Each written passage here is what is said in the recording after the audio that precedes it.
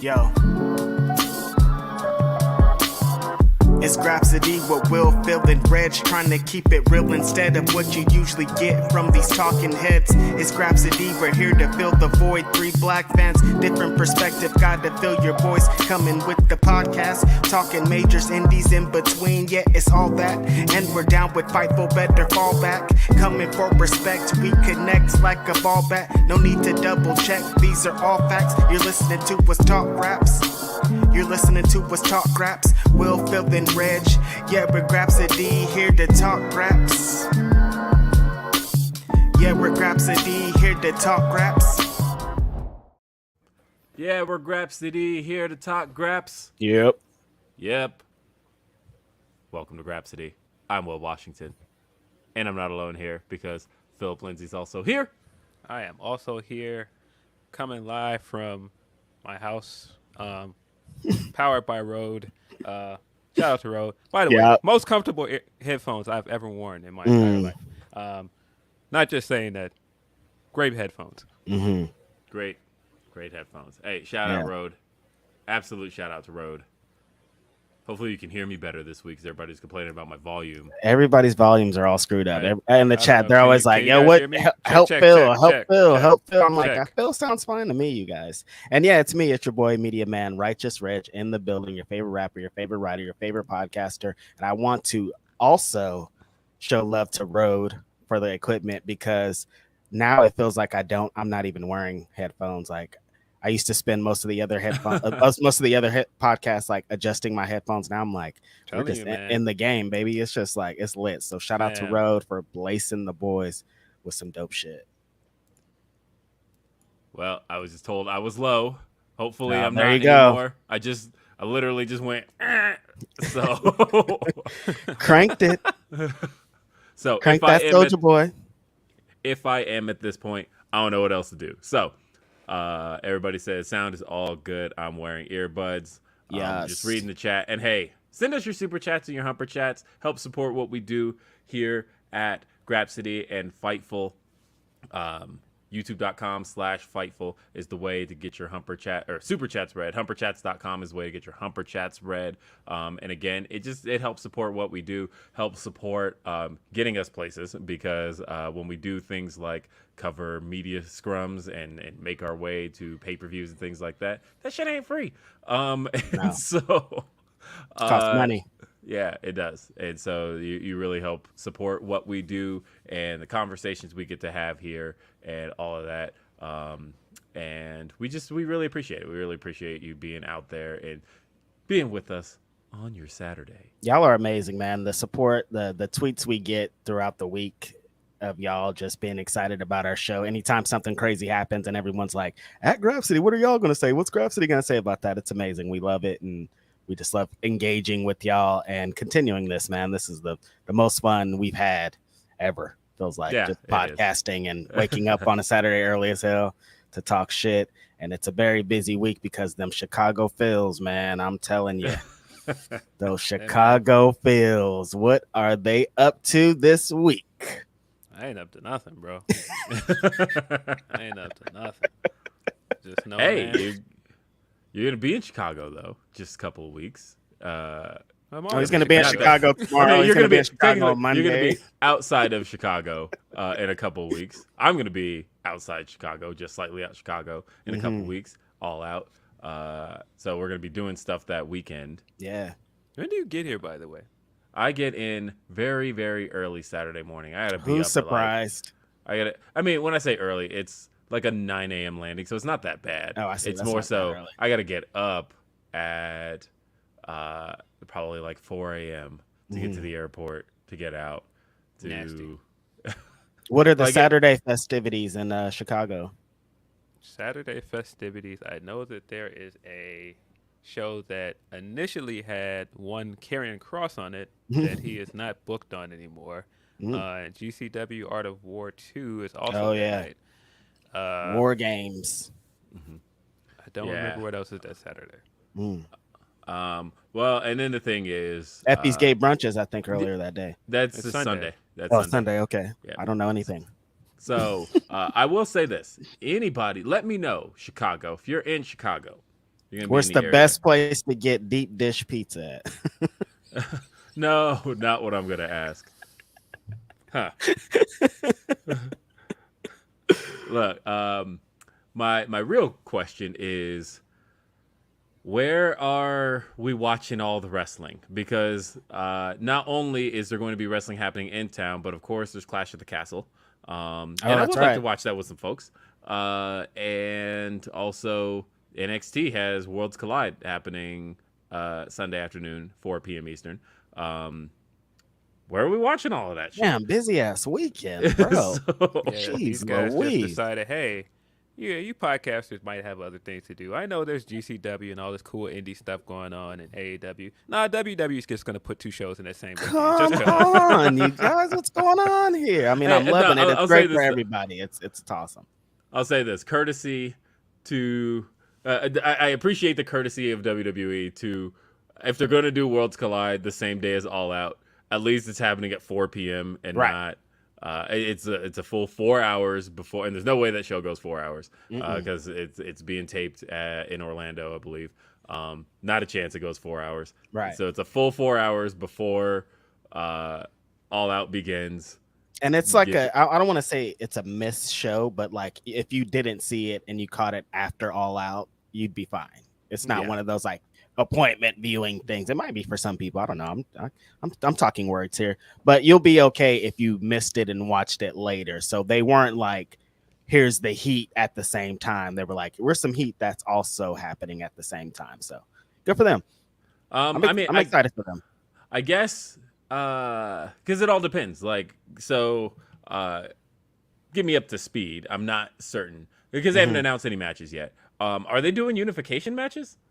They haven't announced anything. Yeah, they haven't announced anything. The only reason we know about the show is because of the NXT Europe news. Right. So I'm assuming they're running Tyler versus Braun. I don't know. Yeah, I mean, I was thinking based off of everything that happened this week, they're going to do champs versus champs at the show. Because the last time they did Worlds Collide, it was just like they taped it during WrestleMania weekend at like Access, and it wasn't like a lot of stakes. So I don't know if they're going to switch. Big show. They did that big one in 2020 at the beginning of the year that was like full on event that was like it was Royal Rumble weekend, right? Oh, I don't remember 2020. I don't remember any of that. So block that shit all the way out of my mind. Remember that was the first year they didn't do a takeover with the WWE pay-per-view that weekend, and so instead they did the Worlds Collide event. Okay, yeah, it was at the Toyota Center in Houston. Okay. I don't remember that at all. I don't know who wrestled. I don't know nothing about it. Yeah, that was out of my brain. What was on that card? That had Imperium versus Undisputed Era. That was the big. It did. That's right. They had that's also where question mark. It's also where Rhea got her title shot, isn't it? Oh my God, I remember nothing about the show. Holy shit. Jeez Louise. There's nothing. Nothing's popping in my brain. I can't see the ring. Nothing. Zero. Somebody asked me this on Twitter, but do we think that now, since they pulled the rug from under us on that Mako versus Hooray match, that it happens on this card? Yeah, I could see that happening. But I mean, if they're doing Worlds Colliding. I mean, but do you want to see Mako versus Mandy, or do you want to see Mako versus Hooray? What do I want to see?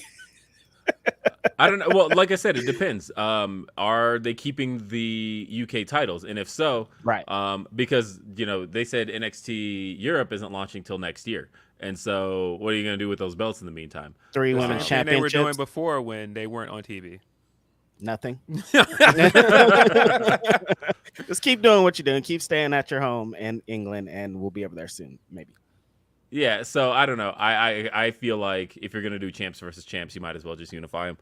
Yeah, I feel like if the way that they're doing this one, I could see the Tyler Bate and Braun unification match happening, just to put a little stamp on it. Buddy, put that title on Big Strong Boy, man. I would hope so, but I don't know. Hey, let's check out some Humper chats for the time. We got one from Van Twinblade. It says, as I predicted, Dead Horse has been announced for the show next month. But more importantly, Grindle Wrestling is putting on a show in October with West Coast Wrecking Crew versus No Remorse Corps, also featuring MJ Jenkins, Tootie, Camaro, and many, many more. Shout out to Van Twin Blades. Shout out to Glory Pro Wrestling for producing some great wrestling. That sounds like fun. Yeah, it does. We also have Anwar. Anwar says, props to all of the panelists and the fans watching. What are your three match of the year contenders for this year thus far? Phil, what was your favorite Bulls championship parade? Yeah, let's start with that. That's a great question. Yeah. I'm probably gonna go with the last one just because it was just the nostalgia of it. And it's the last one y'all ever get. Whoa! Denver ain't winning Shots nothing, bro. fired. Denver ain't never won nothing. fired. Look at that. I know, right? What this fuck am I talking about? Shots Denver's never fired. getting a ring. Like I could say that as a Warriors fan, because there's something behind it. But Denver, I don't know. Yeah, probably the last one just because of the nostalgia of it. And, it just seemed like it was different because it really seemed like it was over at that time if you didn't know the story and everything. Mm-hmm. Yeah, I'm going to go with that one. As for match of the year contender, at this point, Top three matches. Oh, so they won three? Yeah. What are your three favorite matches of the year? Oh, well, one of them is definitely Ospreay versus Okada, either from the G1 or Wrestle Kingdom, because they tore it down both times. Okada's just one of the best of all time. He just yes. Briscoes versus FDR. Which one? The one from WrestleMania weekend. Okay. Yeah, I was actually just thinking about that match last night because I was like, damn, dude, we watched it together. That's what makes it even doper. Like, we got to go freak out, like, together, being like, oh my God, what's going on? Remember when the Young Bucks came out and we were like, ah! Yeah, that was crazy. And I'm going to go with, for the third one. It's been a crazy year of wrestling, honestly. I'm like thinking in my brain, like, oh my God, there's so many. I'm going to go with Bianca Becky from WrestleMania. All right. I'm going to say Orange Cassidy and Will Ospreay from... Oh, yeah, you like that. Yeah. So I'm going to give answers that Phil didn't give just because, I could easily say the same for Briscoes and FTR. Yes, me too. But, that's automatically on all three of our lists, so we all don't have to say that. So I don't have to say that one. I'm going to say Jon Moxley versus Wheeler Yuta from Rampage. And Cody versus... who am I going to say? Sammy Guevara or Seth Rollins? Because I could go either company. I'm good. You really like that one. Popped yourself real good on that one.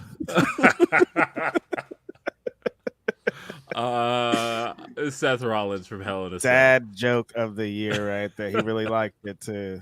Hell in a Cell, purple titty Cody. Yeah. Great showing. Shit, man.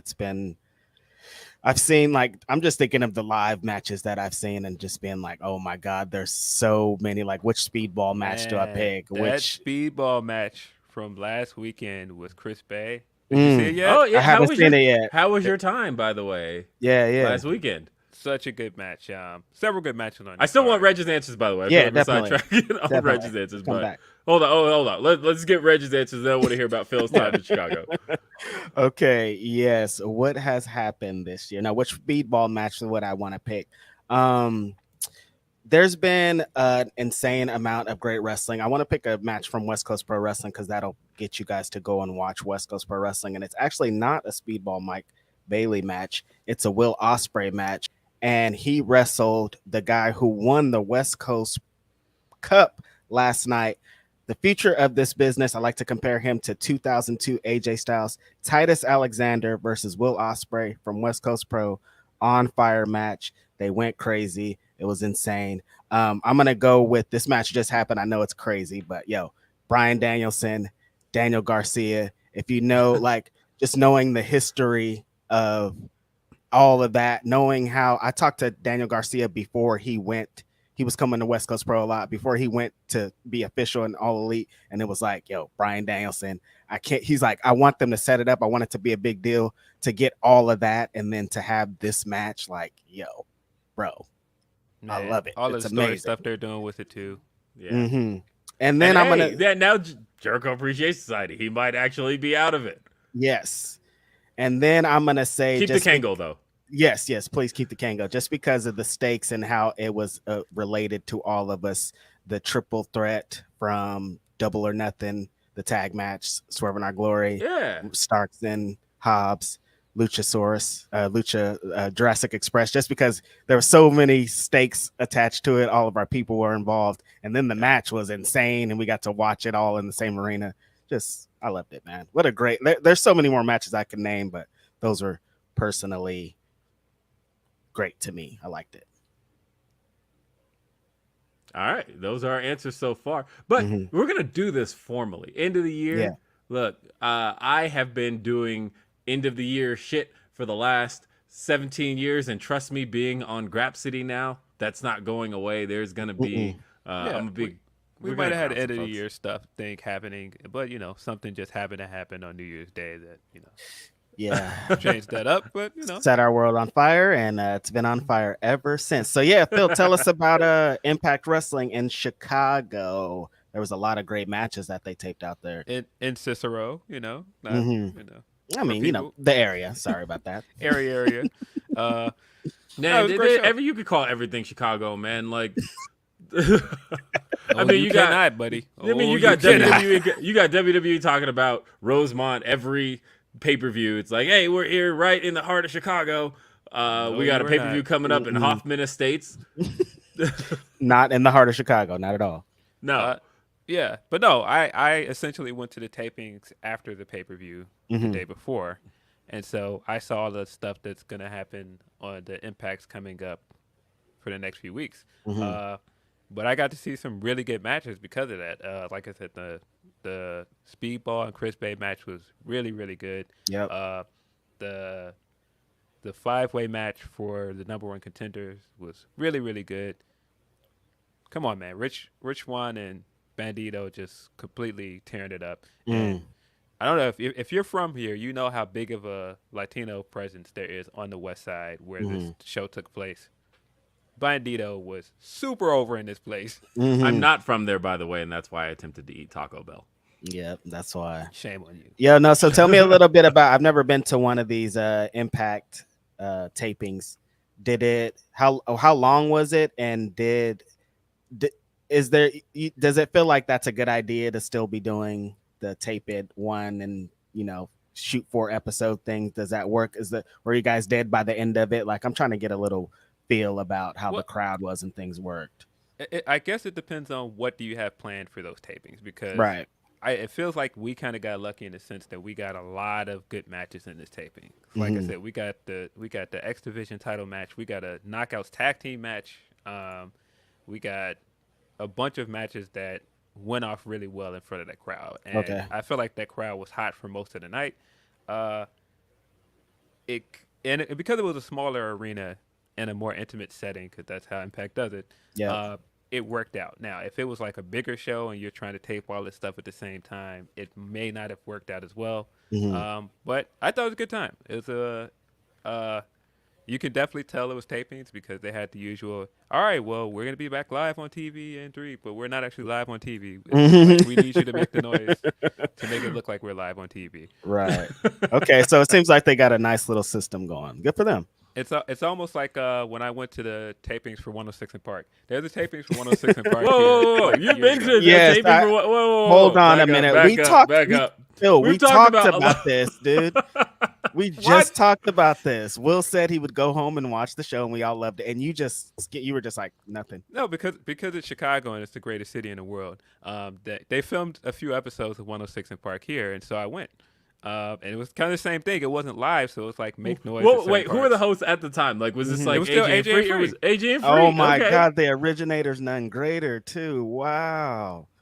What happened? What was the music? I liked Terrence and Roxy, although it's clear they didn't like each other by the end. Yeah, no, they had beef. They're beefing. Yeah. But yeah, hold on. I need to know about going to see AJ and Free, 106 in Park in person. It was great. I feel like it was, like I said, it's the same thing. It's different than when you watch it on TV. It's like, all right, we need you to get up and make noise at 3, 2, 1, and all of the cues and stuff. It isn't the same because you can't see the video, so you don't exactly know what you're reacting to. You're just reacting to the hosts and stuff being on stage. I see. That totally makes sense. It does make a lot of sense. Wow, that's amazing. Have you went back and tried to find those episodes? I haven't. I haven't. No, I need to look up now 106 in Park in Chicago. No, there was like a week where they were in Chicago. Wow, that's I want to see if I can find like Chicago Phil as they pan across the audience. I'm sure I don't look the same at all. So it's probably going to be pretty hard to do that. We'll find you. If I can see remember, those black people at the 106 in Park. So if 106 I can remember in Park correctly, I was wearing an Iverson jersey. Okay. I definitely had braids at the time. Yeah, you want some Will Washington memory right here. Remembering what jersey you had on. Oh, yeah, I definitely had an Iverson jersey. I have all the questions in the world because I'm thinking about 106 in Park in Chicago with AJ and Free hosting. So, and they would have done a whole week. Did R. Kelly show up? Oh, I don't remember. I'm sure he did. There's no way they went to Chicago and who didn't the talk guests to were. Kells. Yeah, I know there were guests. I just don't remember who they were. Was that were they not memorable as you could see, or was it just like a long time ago? I feel like you can't do a was week back in in Chicago high and school, not bro. have like. Yeah, I was right. gonna say at that time period though, you had to have like. I don't know if Kanye would have blown up enough at the time, but Common would have been huge at the time. Like there were Chicago acts you could have brought in, but I feel like R. Kelly would have been the biggest you could have brought in back then. Right. Ooh. Yeah. Twister. Yeah. I am drawing a complete blank on who the guests were. Well, Jake Salazar says, today marks 1 year since I loved wrestling again. Thank you, Phil. Thank you, CM Punk, just to be a heel. Punk sold out the United Center, not the Elite. But he did. And That's facts. yeah, I mean, on paper, who sold out the United Center? Ain't nobody announced on that show. on paper, my guy. Who did they book that venue for? Come on now. I mean, they did not book that venue. I didn't see for nothing on the Bucks. ticket that said CM Punk was coming. Could have been a swerve. Could have been a swerve. Yeah, Right. MJF could have come out. Louis Dangor, if you don't get the hell out of here, man.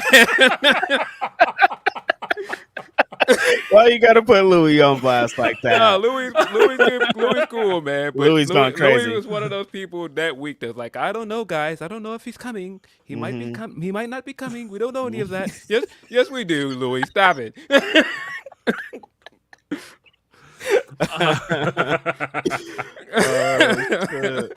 Nah, I'm kidding. No shade at Obviously, Louis, man. That's my obviously, guy. CM Punk sold out the United Center. We know that. No but like I question. said, on paper, you don't ever have to admit CM Punk sold out nothing because Man, they if didn't y'all don't stop advertise. it. They didn't advertise nothing. They didn't say. Be like, nothing. they came off on some hubbalo. That nigga, they didn't know that you was gonna show up. Man, if We y'all don't sold stop that it, out. man. As a matter of fact, if I remember correctly, and I do, the CM Punk rumor came from where was that? Oh yeah, FightfulSelect.com. So really, $5. Fightful Select sold out the United Center. Look, give Sean Ross Sapp that contract. He's the one that deserved it. Hey, man. He also breaking a lot of Punk news, I see. I know, yeah, he Man, did. yeah, right in the midst. Let's see. So we got let's read some others as my feed keeps wanting to update. Jake also says, come at CM Punk accordingly next time, Hangman, and you won't be left looking foolish. CM Punk's so petty. I love it. He's cashing in that gift receipt. I think the thing is Hangman did come at him accordingly, and that's why he's pissed.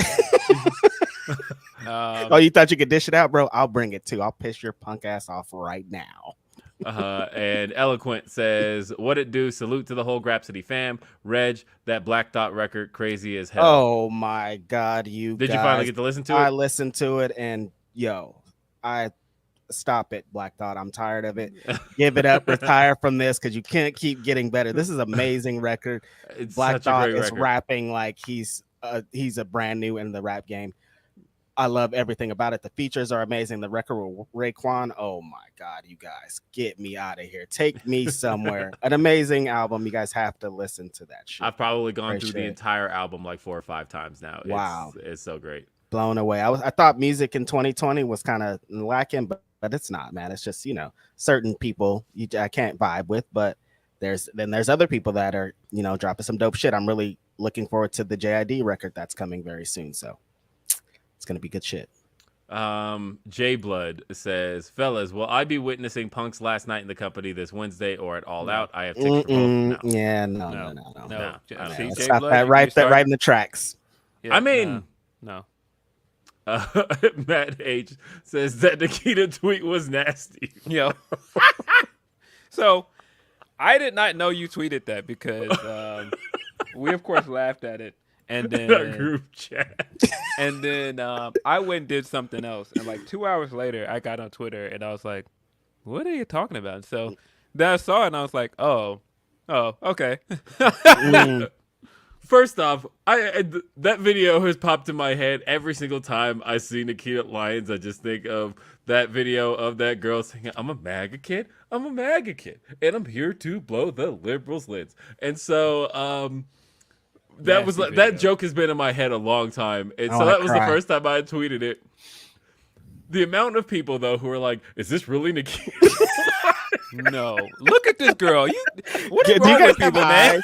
Do you have eyes, dude? Oh, my God. Come on. That girl does not look like Nikita. Damn, I know the BBLs be going crazy, but not that crazy. Those doctors are not that wild. The doctors can't do that, man. They can do a lot. We changed her to a whole different person. And we saw where Nikita previously was. She was on Real Chance with Love or whatever the fucking show was. So she was on One More Chance or whatever it was called. Yeah. So the funny thing about all of that was I was like, okay, I don't think I need to address this. I'm sure enough people will eventually get that this is a joke. And once like 4 hours went by and my mentions were nothing but, can somebody confirm if this is really Nikita? And I'm like, that's what I finally tweeted. I'm like, guys, this was a joke. It's a joke. You guys. This was a joke. Come on. I've been sitting on that one a long time. That one's been in the drafts forever. Like, I've had that video saved in my phone. Nasty. Oh, man. If people knew certain jokes that I have had in the tuck for a long time and I refuse to tweet them. Yeah. Oh, man. I mean, you guys have seen my drafts. Like, there are times where I just get in a mood and then, I mean, I guess if I scroll fast enough, nobody gets to see what's actually in them. We gotta talk Will off the ledge sometimes. Sometimes we're like, maybe. But man, my drafts are like, those are my drafts right now. You've kept all of these drafts? That's a lot of drafts. Sometimes bro. I get in a mood and I'm just like, I start typing something and I'm like, let it go. But the drafts be still like, you can go back 2 months later and be like, okay, this draft still hits though. That's the crazy part. Yeah. And then I have a couple, like that Daily's Place one I tweeted earlier. Like, I've been sitting on that one for a while of, like, the stats of the amount of people that have been signed since Daily's Place. And, like, that one I tweeted earlier. Like, sometimes my statistical ones are, like, I keep them in there to tweet once they're accurate. Mm-hmm. And then it's like, okay, this one isn't quite accurate yet, but if this person has one more match, then this is statistically accurate. Bro, the homie Chris Harrington better watch his fucking job, bro. He about to get that shit taken. Better watch it, bro. Shout out Mookie, though. I love Chris Harrington. Yeah, no, he's cool. He's super cool. And what else we got here? We got some more Humper Chats. Jennifer, always with the Humper Chats. Yeah. Says, happy weekend, gents. Great Q&A this week. Thanks for all you do. Keep shining and love to you all. Hey, if you haven't heard it yet. Shout out to Jennifer. FightfulSelect.com. Your boys did Ask Grapsody. We broke some stuff. Yeah, we did. What did people think of Ask Grapsody? Because I'm just curious. I don't know. I haven't seen any feedback on it. It was fun. I was reading some of the feedback on it, and it was a fun time. I showed you guys that Reddit thread of we broke some news about certain things. Hey, you gotta subscribe. Yeah, you just gotta go check it out. You gotta check it out. Don't look at Reddit. You go and pay us $5 for it, okay, you guys? Don't go on Reddit in general. Just no. Reddit. No. Reddit's great. The only reason I know about what happens on it's not great. Reg is look okay. First off, between wrestling Twitter and Reddit, I mean, you're picking between jumping in a vat of acid and jumping in a pool of piranhas. Like, See, I like statistics too. I like to see what wrestling fans on different spectrums are saying and how they're feeling, because they don't feel the same on Reddit as they feel on Twitter. So I like to see both cross examine and see what's going on. So some people like some over there, just like, I thought this segment was dumb, and then over there they're like, that was the best segment I've ever seen. So like, it's just interesting to see what everybody thinks. And then wrestling Facebook is a completely different universe. Oh yeah, I don't go over there. That is just yeah. I don't be over there. I've switched that up. I actually think that Facebook is probably the worst. I would agree. Just in general. And there's wrestling Instagram, and like they all think so differently that a segment that's getting, like you said, it'll be completely trashed, and now look over on Instagram and they're like, oh, this was dope, oh, it's so great to see that. Dude, like, that is so funny. Wrestling Instagram, they just like get along in the comments. Like the comment section is where they get their shit off. That's hilarious. Yeah, and like I haven't seen like Orange Cassidy hate on Instagram at all. Like as a matter of fact, I feel like that's where he's most popular. He just he's getting them saucy pics off, man. I'm really over on Instagram. I'm really over on Instagram. It's hella funny. But you know what though? What's interesting is that's WWE's biggest platform still. It might be TikTok now, but like WWE for a time, their biggest platform was Instagram. That Twitter was like the most vocal, but when you looked at the most interactions WWE content got, it was all on Instagram. And so like their social media people, that's what they were tracking, is like, how are things going on Instagram? We're not going to listen to wrestling Twitter. Yeah, they're the loudest, but they're not they don't have the strongest numbers compared to what Instagram does. So it's all interesting. And now, there's so much social media shit out there now that like the way that TikTok has taken off in the last 3 years and has really skyrocketed with the Gen Zers. I don't know. I don't spend enough time on TikTok. Me neither. I am definitely. Feel like that's not our age group. Oh, speaking of things not my age group. So I went to that weekend concert on Thursday. Oh, that's right. Yeah, so I went to this concert on Wednesday or on Thursday, as I said I was gonna do. I'm not gonna talk about that, but the concert itself, man, I felt old as fuck. First off, so I knew enough of the Weeknd songs. I knew, let's see, he did 29 songs, I believe. Holy shit, bro was going through it. I know. First off, so concert starts at 6:30. Now, so I was like, okay, I don't really know the opening act, so I am gonna chill on that, and I will show up around 8. 8 sounds like a reasonable time for a concert starting at 6:30. Who was the opening act? Do you remember? It was originally supposed to be Doja Cat, and then she she ended up bailing on the concert with her tonsil issues, even though that takes like 6 weeks to recover from, and that happened like in April. But so that's who was originally scheduled to be it was supposed to be Doja Cat, and then that makes a lot of sense why the crowd was younger too, because Doja brings a super young crowd too. And Sean Ross Sapp, who would absolutely go. Sean said he was going to go when it was originally Doja Cat, and then he ended up not going because his girl wasn't there. But anyway, so I showed up around 8. Didn't even get to my seat till 8:30. Still waited that man did not go up till like 9:45. And then he did 29 songs. Holy did 29 shit. songs. I knew about 10 of them.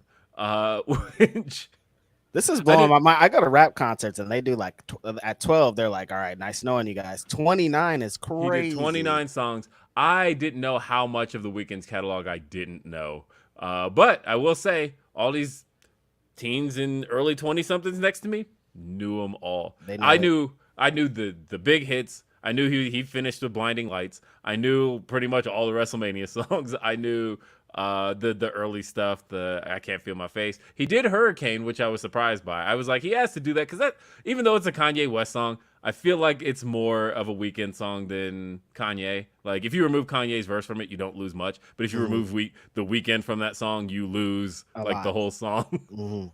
So he did do that one. He did all the Daft Punk tracks. And so you know why you don't know all the songs, right? You don't do cocaine. Nah, you're not in these streets either, man. Oh yeah, that's what everybody was talking about, by the way, because we were like cocaine. Because they were like, "Why do you think he's taking so long?" And I was like, "You know why he's taking long? He's getting ready for the show, getting his Seth Rollins 2011 gear on and shit." Yo, was he rocking that? No, like I said, he is a great performer. No, he's amazing. He rocked the whole, like, they did. They put on a great show. And it sounds like it's fucking worth it for 29 songs. He was going for it. Yeah, and nobody was like complaining about 29 songs. I will say nobody asked for an encore. That was once he finished. Dude, thank you. We got stuff to do tomorrow. People got once he finished up with Blinding Lights, that was the last song he did. He walked off the stage, and everybody's like, "All right, got to get on that train." That was. Everybody starts filing out. So that makes sense though, because the youngsters are used to festivals, so shows aren't really long to them. They're like, "We'll be here for 3 days. We don't care." Yeah, that's why when you were like, it was an hour, he didn't come out. I'm like, that's concerts. That's I've pretty never normal. been to a single concert and anybody has come out at advertised time ever. Oh yeah, no, I knew he wasn't going to come out at advertised time, but I figured like 2 hours was enough time to be like fashionably late and not miss like much of the headline act. And the fact that still wasn't enough was just kind of insane. So yeah, I was working in corporate at the time when Watch the Throne came out and they did the United Center, and I was laughing at all the people that went from work because they had the box and they were like, "We stood up there for hours and those guys didn't come out." And I'm like, "Yeah, that's why y'all old asses should have been at the show. Maybe you should have gave those tickets for the box to some young people that would have enjoyed the show instead of going with clients so you can sit up there and complain." Damn. Damn. Where's this one? Okay, we got D-Lo. D-Lo says, "Squad in the building, peace and love, listening to y'all while I get this workout. Hoping I see y'all in Chicago in a few weeks." I will be there, and I will be around. Matter of fact, I think next Sunday there should be some, so not tomorrow, but in 8 days, there should be some cool announcements about things I'll be doing where you can come say hi. So that'll be fun. And again, stay tuned to socials for all of that. That's the easiest way. Look, you can follow my social media. I am William RBR. Right up there. Yeah. So there'll be some cool stuff there. What else we got? Okay, let's talk about the CM Punk stuff. Yeah. You guys want? No. Let's Steve Austin this one. You want to talk about CM Punk? Which now all of a sudden is a quote that we used to run with and run into the ground so much because that was the Steve Austin go-to on the Steve Austin podcast when he interviewed Vince McMahon back in 2014. And so you want to talk about CM Punk? And now we've come full circle. We got to talk about CM Punk. And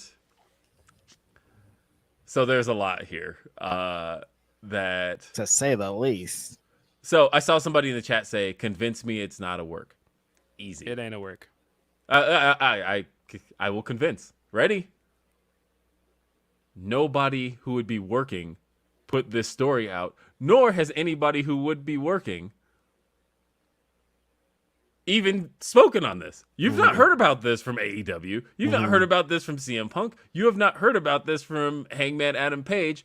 And there's still been no comment from AEW on this matter as far as in an official capacity. So as far as reaching out, just getting any statement on it, been nothing from AEW. Yeah. And to your point, I mean, during Revolution weekend, when people were complaining about him using his old theme, Punk was on the internet immediately responding to stuff. Punk ain't responded to none of this. You know why? Because it ain't a work. Like, those are gonna just convince people.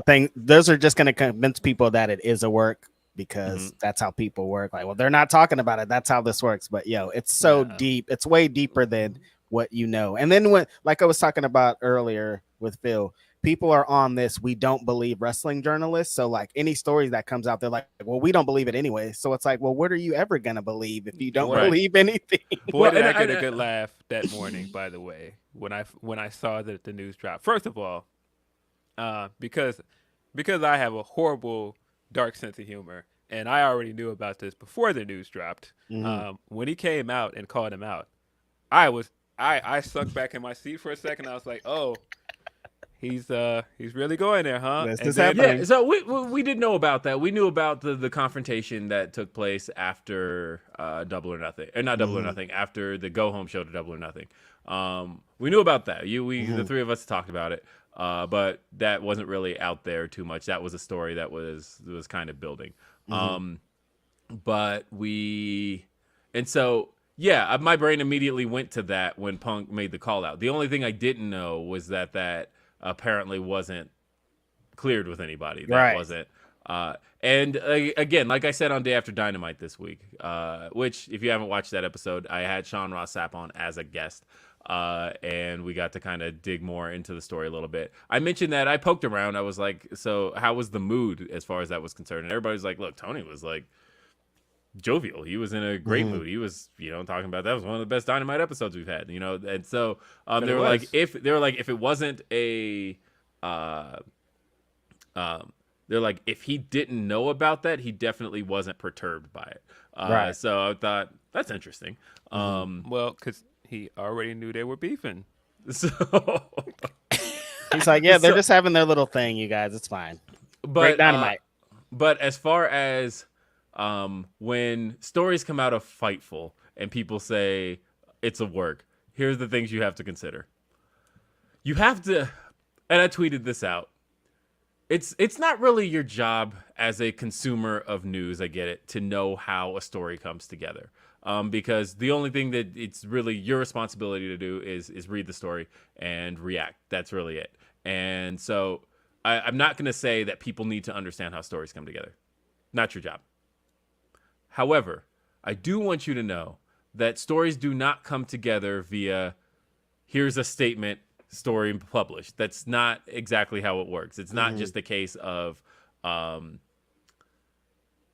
we were told this, and so we published it on Fightful Select. Here's please pay us $5. That's not how that works.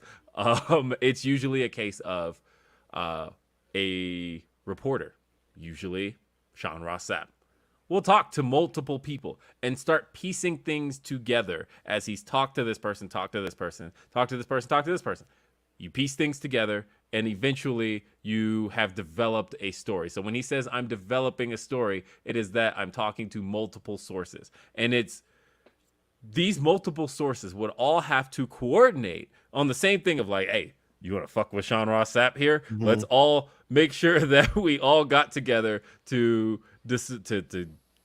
elaborately come up with the same thing, but also make sure that none of us are tied to this thing. We all want to report. None of that. It would take so much. It's a lot.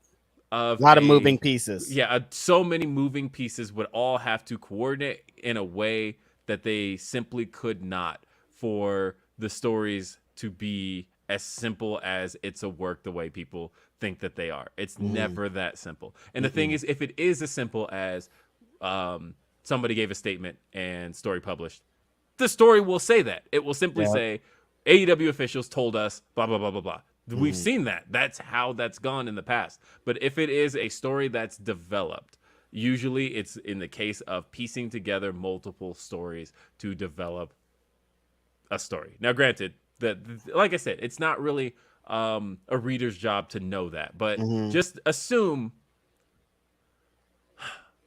some work has been done. I was gonna say assume that's what they're trying to assume, right? I'm just kidding, dad joke. But work, there you go. Oh God. But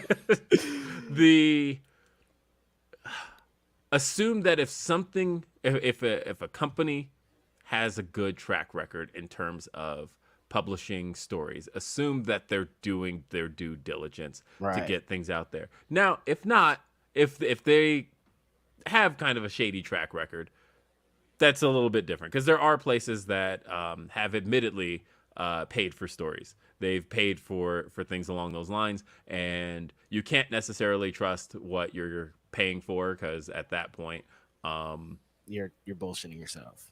Well, it's not just bullshitting yourself. And Sean likes to say this all the time, that if you're paying for news stories, at some point, the people you're paying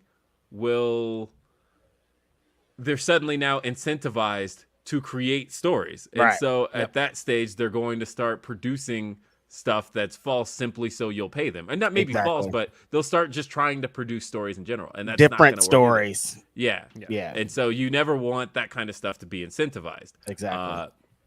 Either way, there's so much that goes into the development of a story. Yeah, and especially when all different outlets are reporting something, if PW Insider's reporting it, then Wrestling Observer's reporting it, then Fightful's reporting it, and all these outlets have different sources too. So you're getting 10, 15, 20 different accounts from different places. You know what I mean? And there would have to be a coordinated effort. Mm-hmm. And you mean to tell me that in that coordinated effort, nobody leaked? Because the amount of things that leak already, nobody leaked that this was a coordinated effort. That's the part that where I say, when somebody says convince me it's not a work, hopefully I just did. And everybody wants to be first, because if a wrestler could be first being like, yeah, it's fake, they're going to say it.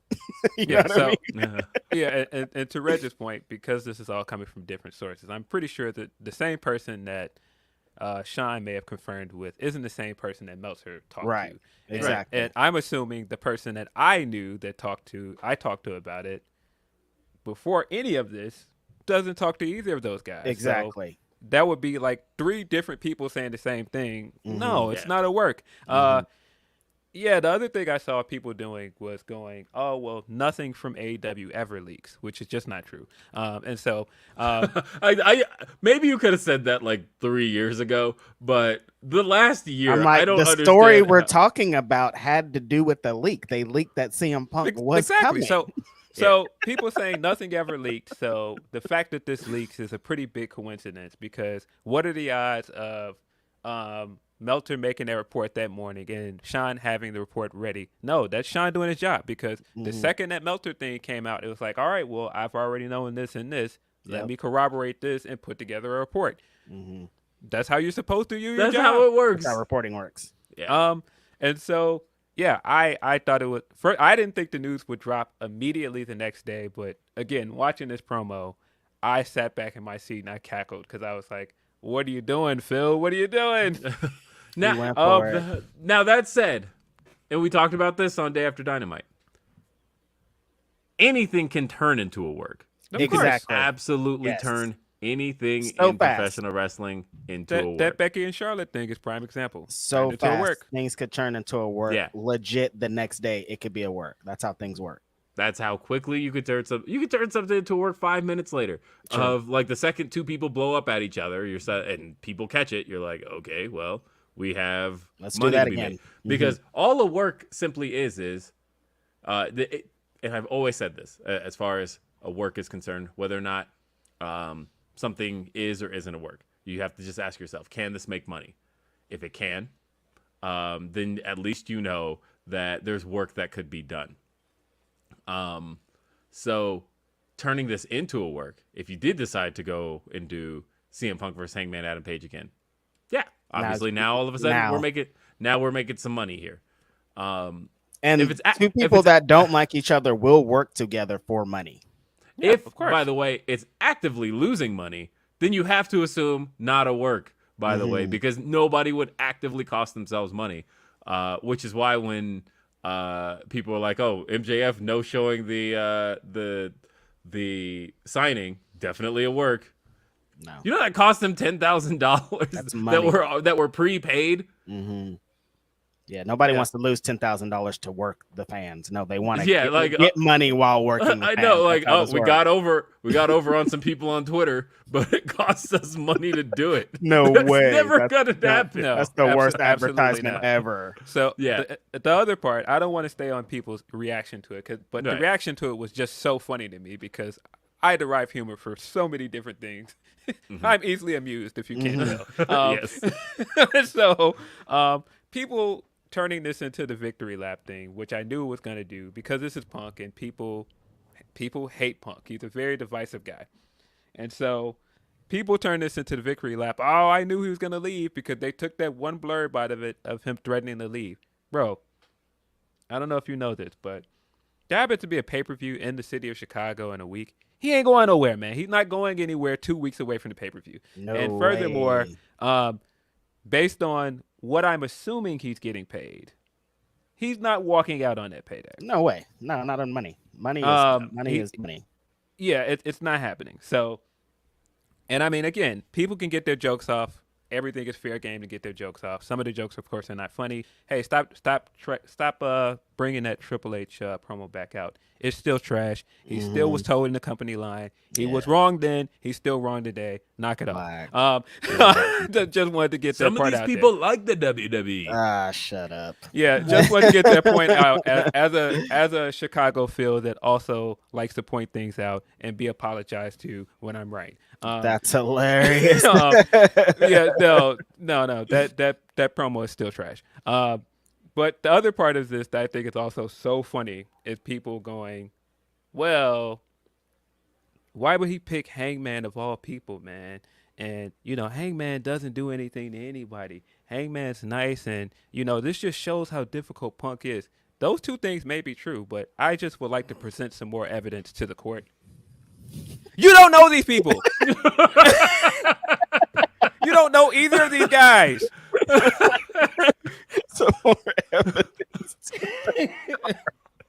Phil's going crazy, man. All Chicago Phils this week are going nuts. I went back and watched I watched a little bit of Day After Dynamite, and you're talking about we were both in the arena for the original the promo before Double or Nothing, Will and I I don't particularly remember the promo super because when you're in the arena, it feels different. Like there's a lot going on. Like you're trying to do all these things when it goes into a wrestling show. So I went back and watched the promo, and in context, like knowing everything surrounding it, it is pretty spicy. I thought myself, like the way that Hangman was like coming at him, and Punk from the jump, like soon as Hangman starts talking, Punk's like, "Why are you so personal, dude? Like, you need to relax." He from the jump, he looked from the jump. He's like, "Whoa, bro, this is a wrestling. Like, I'm trying to build to the show. Like, you need to relax." And Hangman's like, "No, I'm gonna tell you why you ain't shit." And he's just like, "All right, like, we're going there."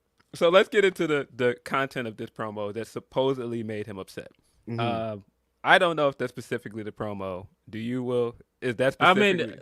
I mean, I know that the what took place between multiple people involved. God, I'm like trying to pick my words right.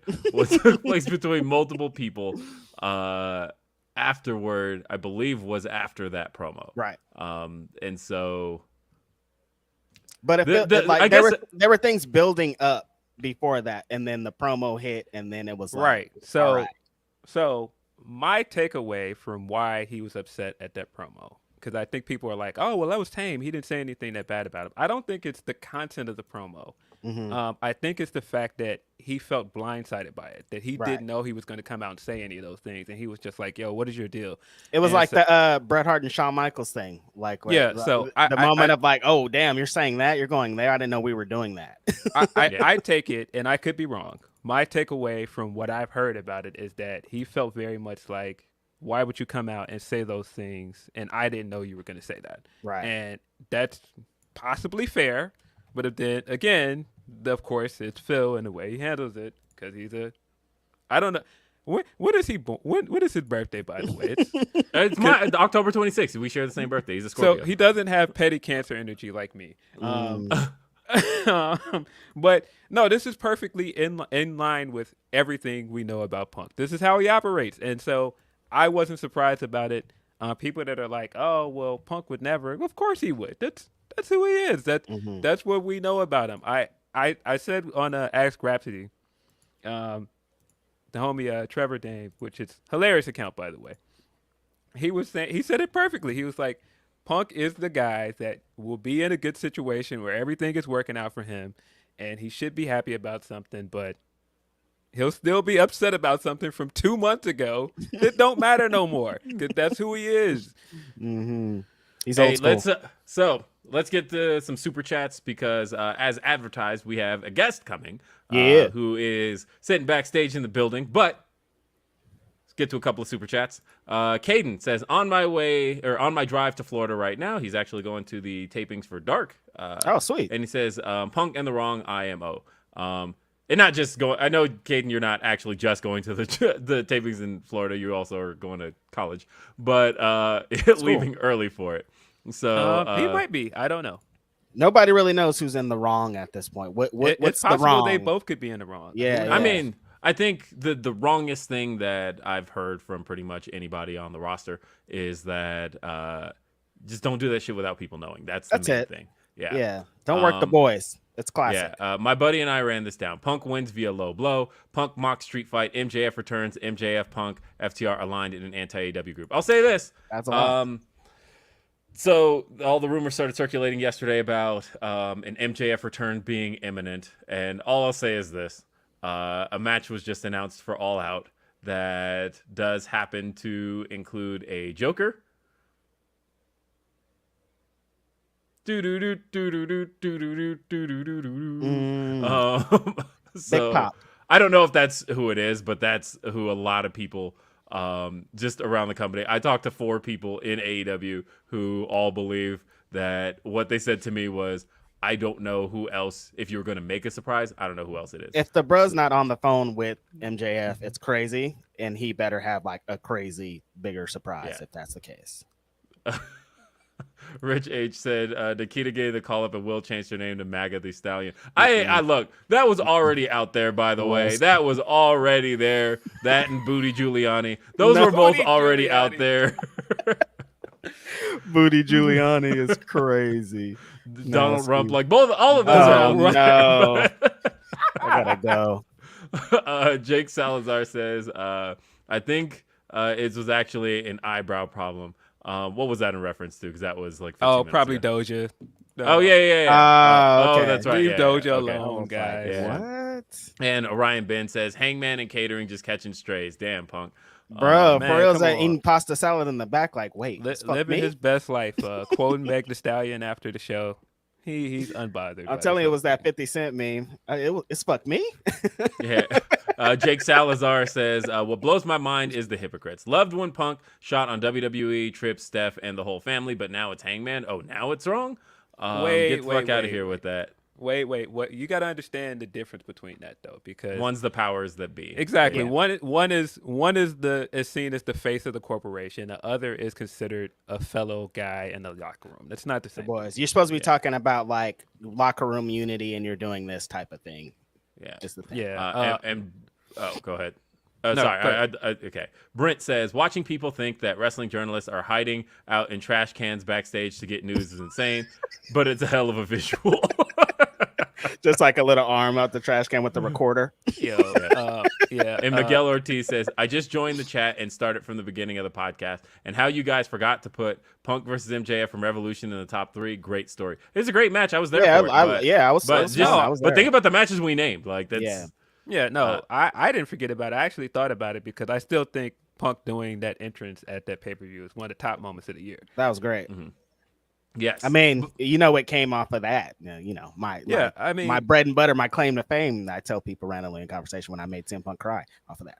Yeah. Come on, man. This is also, we're officially a year into his time at AEW. And I did see a lot of people going, was it worth him to bring it in? Yes. What are we talking about? Yeah. 1,000,000%. Yeah. Come on. What are you talking about?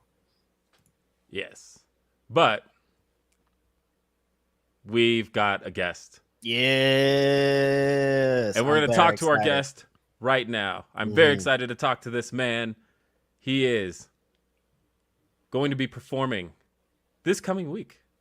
He's a performer that you have likely become very familiar with, even if you just recently got a chance to watch him perform on AEW Dark. Or as a stripper on Raw. I mean, it could be a number of things. Yeah. That's right. And we can see him gearing up backstage. Ladies and gentlemen, he is the front man. And we gotta switch that up. That's my Black Goldberg. You know what I mean? He's fucking me up. I'm breathing the smoke, you know. I'm ready to go. Hey, it's the Black Wrestlers Matter champion, the champion of all the black people in the building. Jah-C. What's going on, Color? My man, thank you so much for being here today. I know Phil's excited already because you were trained by somebody that he talks about on every single episode of Grapsody that we've ever had. He's a very big fan of one of your trainers, Seth Rollins, trained at that Black and Brave Academy.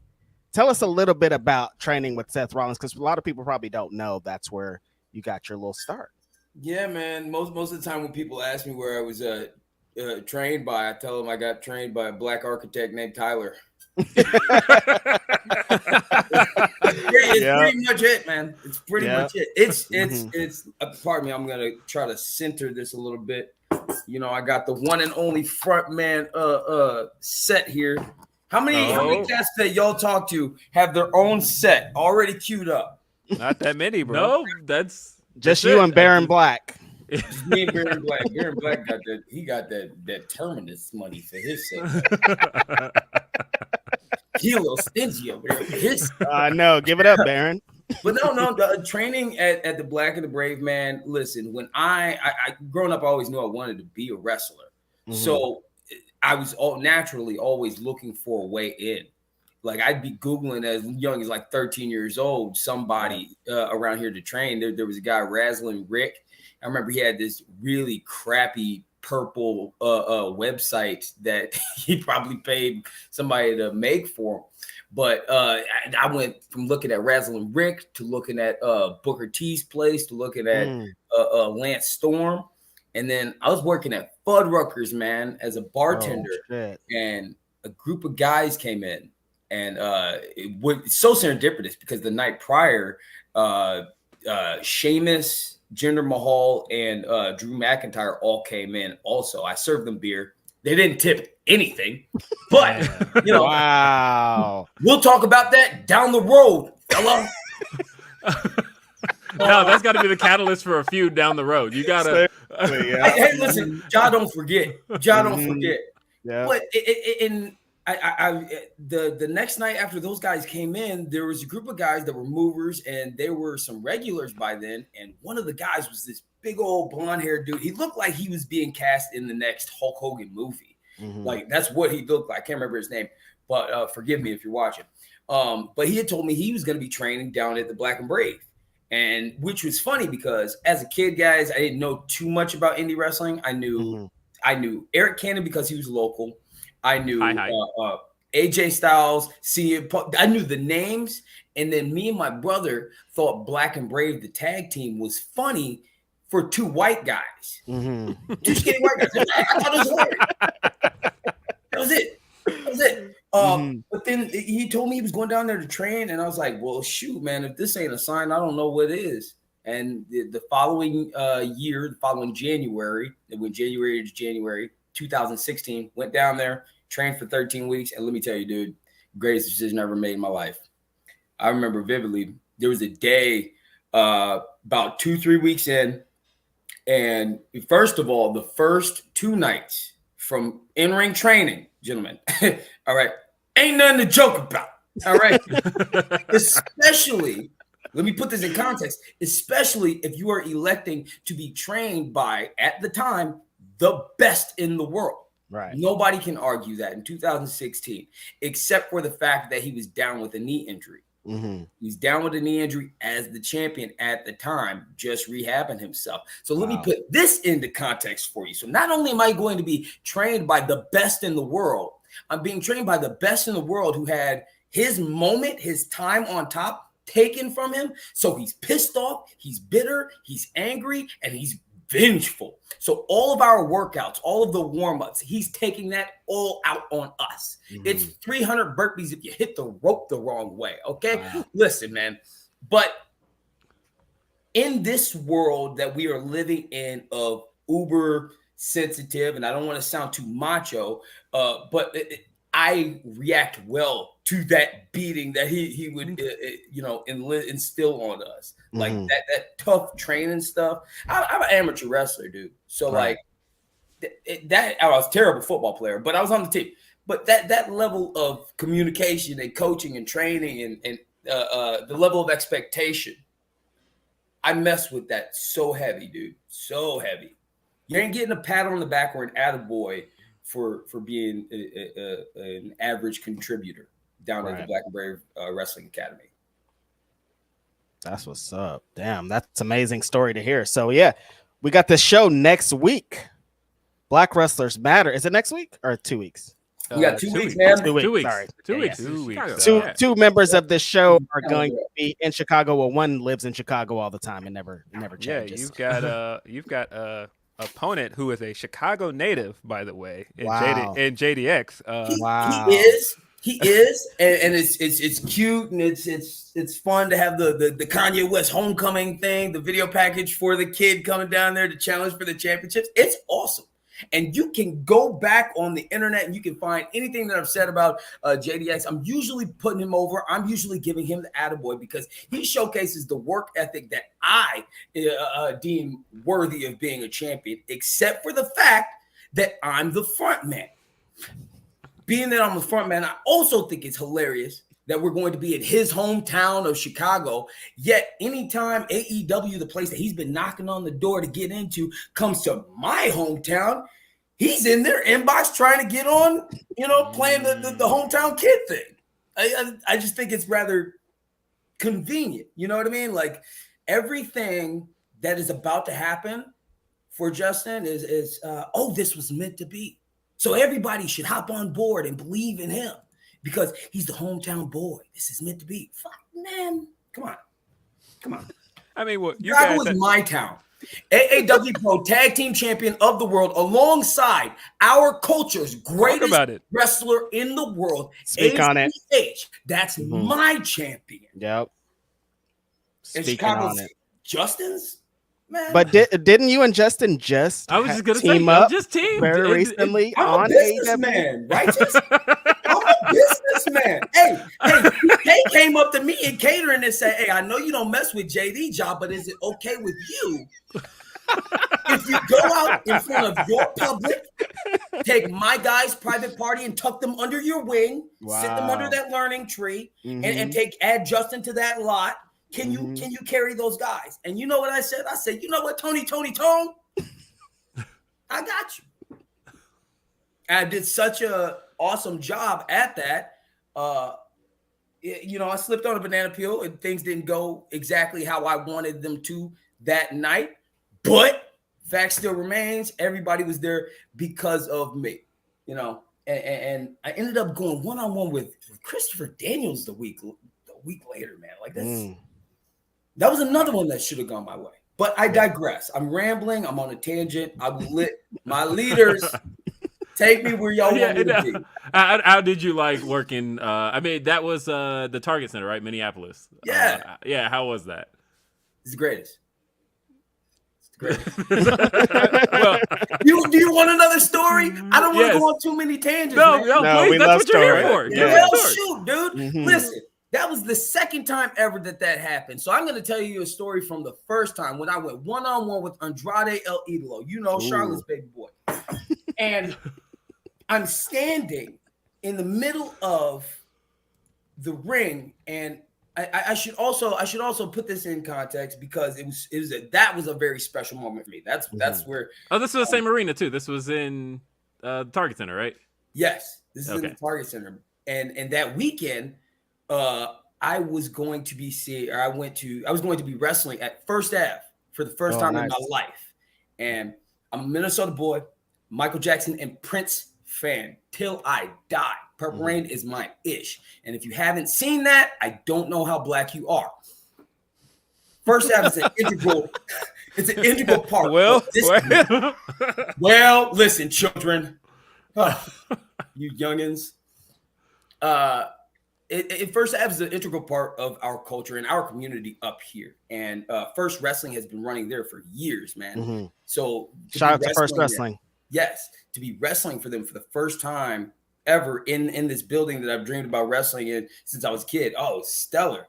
Next night after that, went across the street, which would be a Saturday night. I might have the days and the orders wrong, but I know this is how it went. I went to see Dave Chappelle in concert at Target Center. Wow.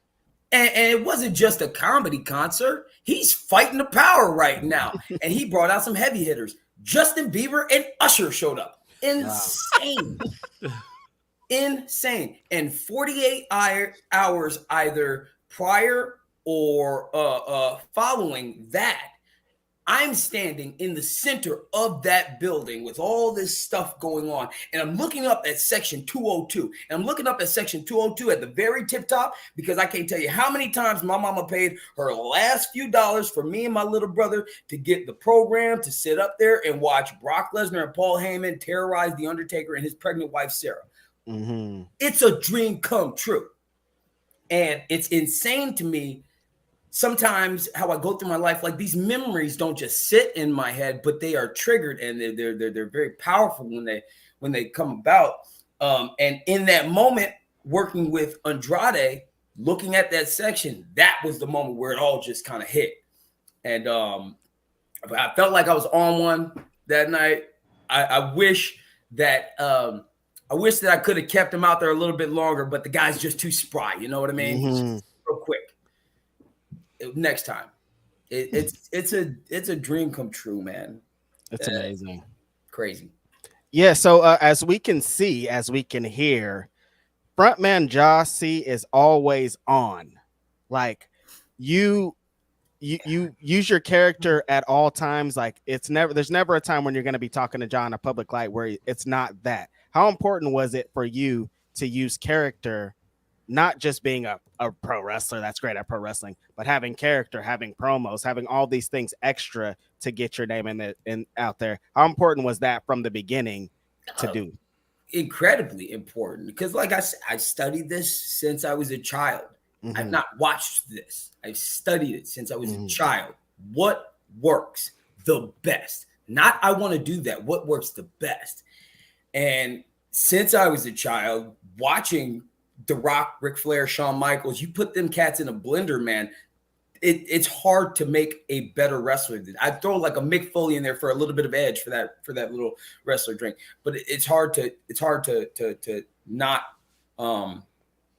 It's hard to study this and obsess over wanting to be so something at it and not understand what it takes to be that something. Does that make sense? Mm-hmm. Yeah. Like Michael Jackson was, and I'm so sorry to make this comparison that Frontman is Michael Jackson. Not, but Michael Jackson is not watching James Brown and Jackie Wilson just because they're good at dancing. They've captivated him, and he is studying them. He's picking apart every little, all of it. Where does it fit the best, you know? And I have found personally in doing that, I kind of am doing it all the time. Mm-hmm. Now, that's not to say that I'm phony or fake. Never that. But I'm working with you.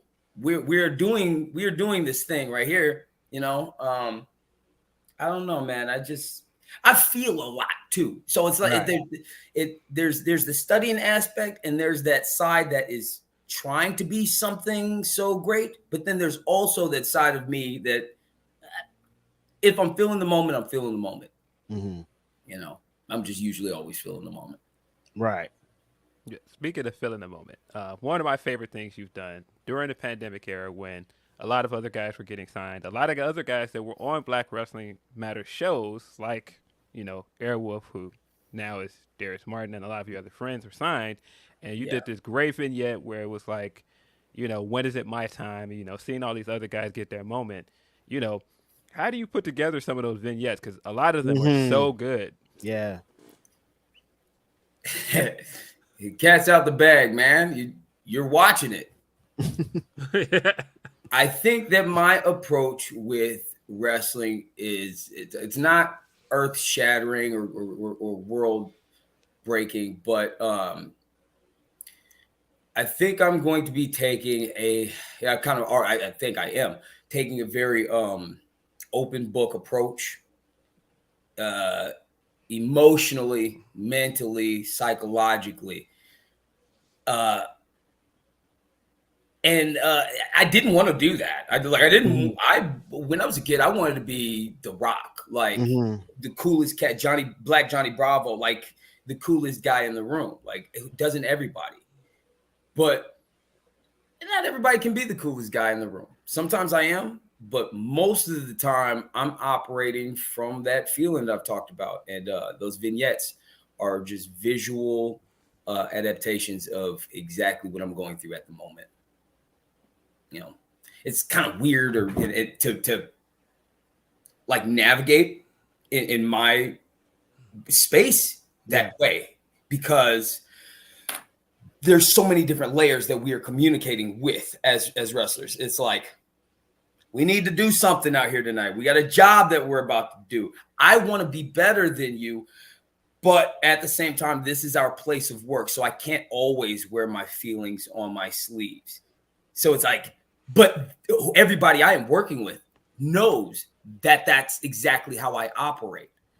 So it's kind of like mind-bending and mind-boggling, because I know everybody I'm interacting with knows, like, oh, this is that envious motherfucker, you know?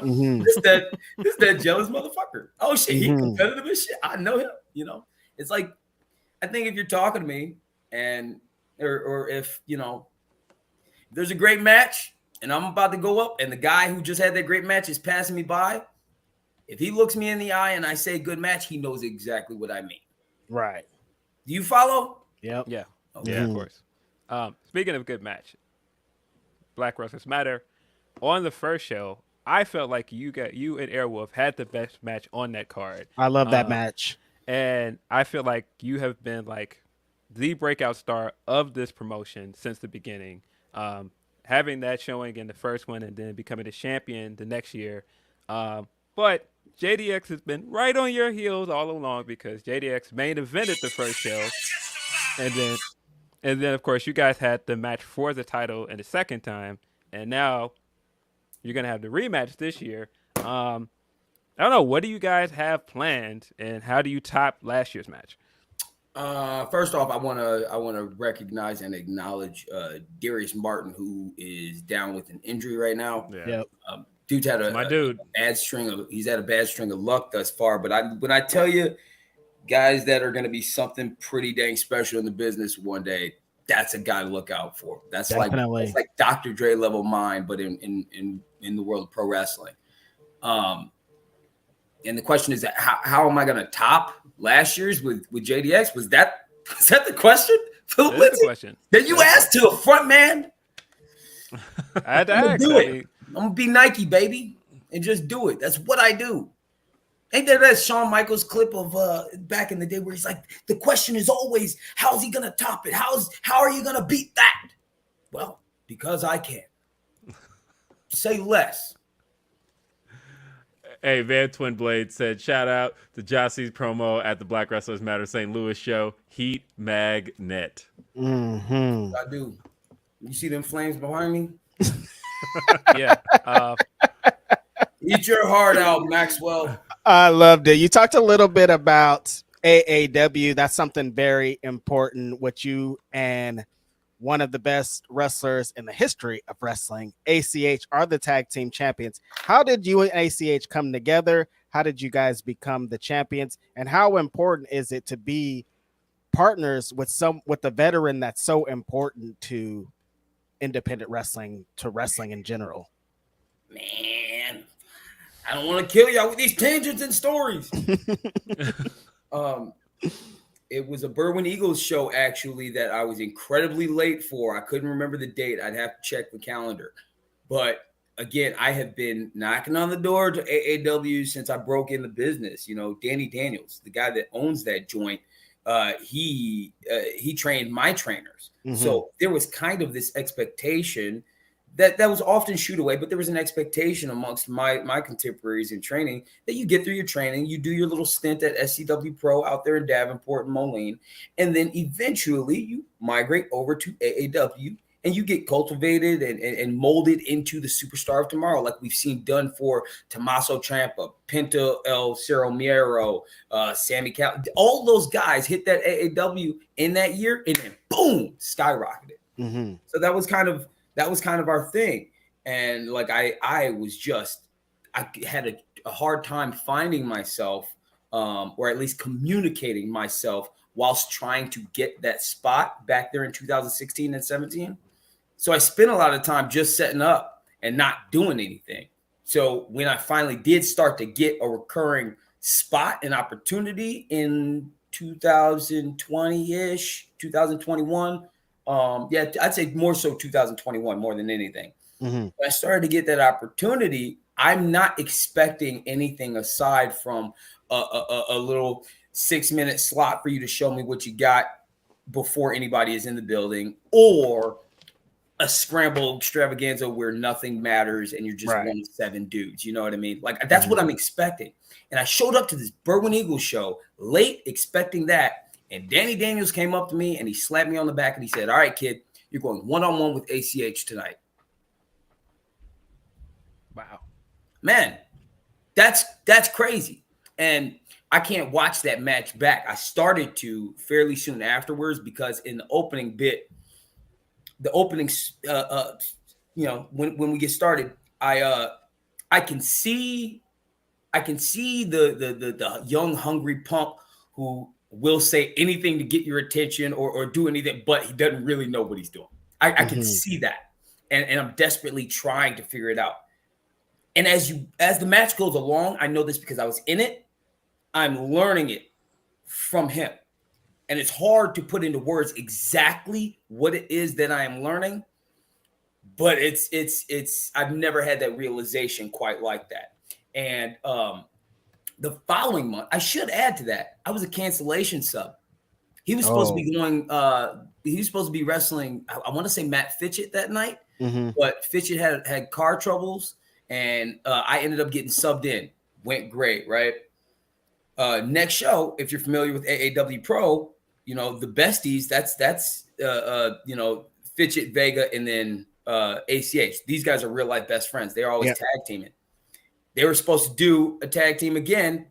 Guys couldn't travel. Slot Jah in as the tag team partner to ACH to go up against the champions in our first tag team match at Logan Square Auditorium.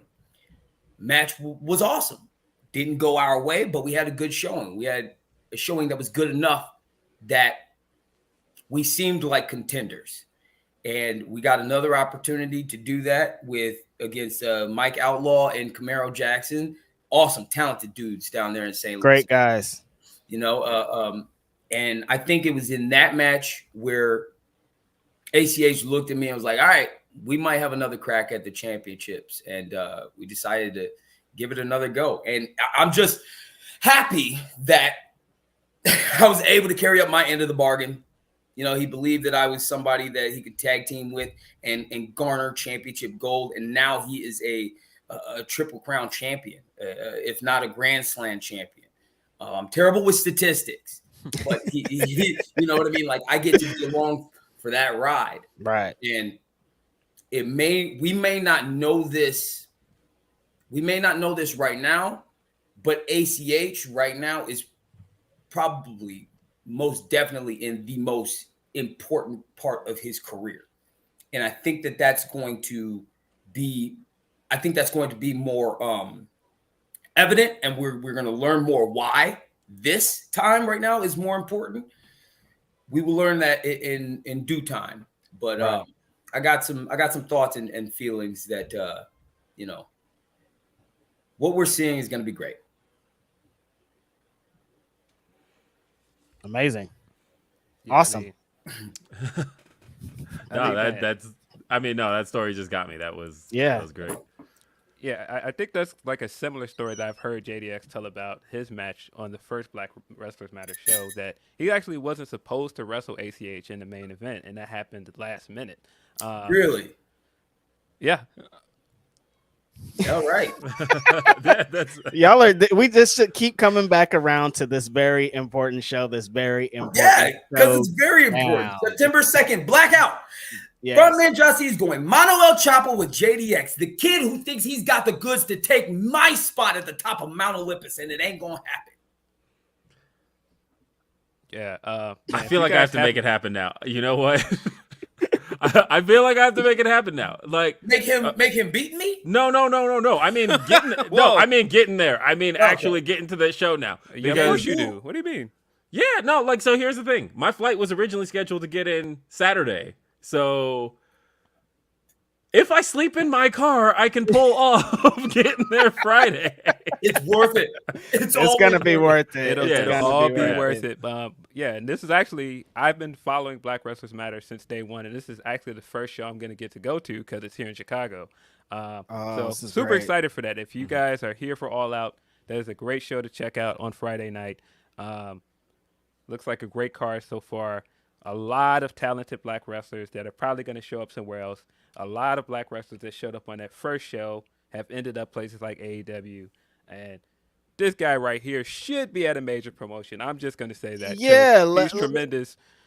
Let's talk about it, Ja. What do you have? What are the goals? What's in your future? Where do you want to go with this? Do you want to be at the shining lights, 90,000 people, WrestleMania, middle of the ring against someone? Do you want to be an AEW superstar? Do you want to be a movie star? Like, what's the end goal here? Where are you going with this? I wanted to keep secrets and let y'all just watch me blow up and go where I want to go and just be like, dang. But this part is more fun. Yeah. I was actually just there in Dallas for WrestleMania backstage doing the doing that little song and dance. Thanks, shout out to the coach. Yeah. And boy, oh boy, they convince you. They convince you. I bet. Listen, what's that Sting bar? The only thing that's sure about Jah is nothing's for sure. Yes. And we actually I do know that I will be in Chicago at September 1st through September 4th. That whole weekend, that all-out weekend down there in Chicago, and I'll be showing them that there's only one man that can lay claim to being the biggest superstar of tomorrow, and you are looking at him, gentlemen. Van Twinblade says, "Come to Glory Pro, Ja. Put Mike through a table for being a traitor." I'll do that. Glory Pro. Call him. Yeah, call him. Yeah. Call me though. Don't. Yeah, we want to see Ja everywhere we can, until we're only seeing him one place, and that's on our TV screens, wherever that is. Or movie theater, Will. Or movie theater. Okay. Or movie theater. You could be in Fast and Furious 15. I don't know. Yeah. I don't know. I might whip up a Frontman franchise. Yeah, I like that. That could work. Yeah. Love it. Ja, thank you for being here with us. Anything you want to plug coming out of here? Yes. I will be in Chicago. Like I said, Chicago, all of the first week of September. You can catch me at AAW Pro defending the tag team championships alongside ACH against the former champions. This will be our first championship defense against Hammerstone and Ace Perry, who I have made a habit out of whipping on for the past 6 years of my career. Yes. September 2nd, you can catch yours truly going Mano El Chapo with JDX for the Black Wrestlers Matter Championship at Logan Square Auditorium. September the 4th, I will be in catering. September 10th, for the first time since 1995, the Mall of America will be host to professional wrestling and sports entertainment independently, and you can catch yours truly rocking the same building that Ric Flair, Brian Pillman, and Sting. Lex Luger showed up in? Lex Luger. I'm wearing a blouse for him. That's hot. Mall of America, September 10th. First time since 1995. Oh my God, that's going to be an amazing show. Where could we watch that? Is that going to be streaming? How could we watch that? Do you know? That'll be streaming. I believe they mostly Smart Mark. So I can't speak on that, but there will be more news if you check out and you follow both my social media on at Frontman Jah everywhere, as well as at First Wrestling everywhere, F1RST. You'll know. I wish I could tell you right now. Sorry, man. 2020. We'll figure it out, though. Yeah. Definitely. Hey, Jah-C, one of the most charismatic people in all of independent wrestling right now. Jah, thank you for being here with us. Hey, thank you, boys. I love this stuff. Thanks for having me. Thanks, Jah. And He's stuck. Nope, he's still here. No, he's still here. Yeah, no. That was great. No, that was great. It's great. I What a love guy. Jah. Jah is so What great. a guy. And let's catch back up on the super chizats because there's a whole lot here. That's character work right here. That's how you wrestlers. That's how you get on a show. And Man, promote I cannot yourself. say enough. Again, I know I said it while I was here, but sign this man. I'm saying, bro, you saw what he did. You see what he can do. He can do that and more. He has to be on TV somewhere. Yes. Let's see. We got Miguel Ortiz said. Oh wait, we read that. Oh, one, we right? already watched that one. Yeah, we read that one. I'm trying to catch back up to where I was. Chris says, if y'all want to laugh, go on one of your old vids, hit transcription, and look at how YouTube transcribes Reg's intro. Funny as hell. I haven't seen this, but yeah, that sounds hilarious. Yeah, I gotta see that. Mm-hmm. Let's see. EVP of Talent Relations, Head of Creative says, I've never been into Punk. Dynamite changed that. Hey, I mean, and look, I hate that that's kind of got lost in the fact that Dynamite was great this week. That Dynamite opening show was fire. Yeah, the opening segment was great.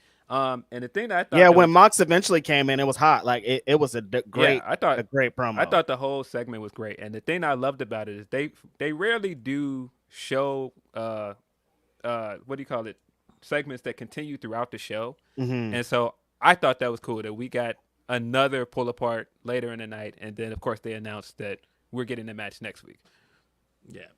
No, I think they I like that they did that for one. I agree. I think it is something that they need to do a lot more of, doing the continuing threads throughout the show.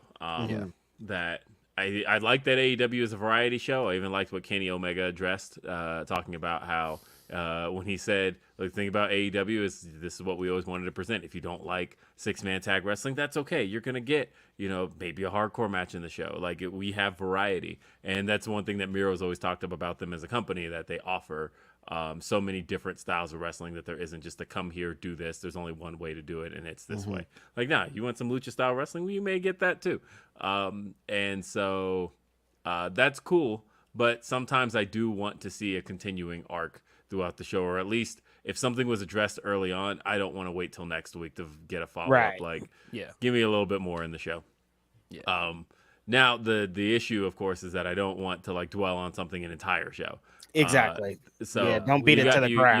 You have to strike a balance. But I will say, my all-time favorite episode of Raw had a not only continuing crazy thread throughout the show, but also had the thread, multiple threads that you thought were separate ended up threading together. And what I'm referring to is it's the November 6th, 2000 episode of Raw that took place in Houston, Texas.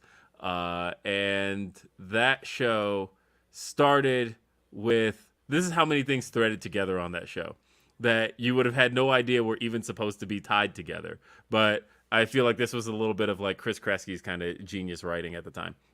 But you had this feud that had been brewing for weeks between, it was Triple H feuding with Chris Benoit. And Chris Benoit had gone and recruited his former teammates, the Radicals, to reteam. So Hunter was like, well, and so on the other end, there's so many threads that all went together, right? So China had already had a beef with Eddie Guerrero, and which then they brought Billy Gunn into, and Road Dogg kind of had a beef with Dean Malenko. So it was like, well, this makes sense. If the Radicals are over here reteaming, DX needs to reteam.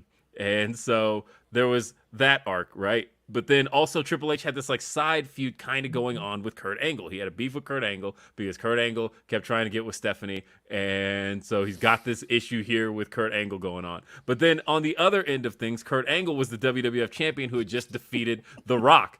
And so there was a lot going on. Right. And they strung it together. Kurt Angle was feuding with The Rock, right? and Kurt Angle had just won the title from The Rock. But The Rock was also just recently implicated by Rikishi, who ran down Stone Cold Steve Austin. And for The Rock. And so all of this shit tied together, right? And so on this one episode of Raw, like finally all implodes, where the show starts out with Vince McMahon coming out telling people, you need to vote, because it was the night before the election, and it basically was like Bush propaganda. And then vote red.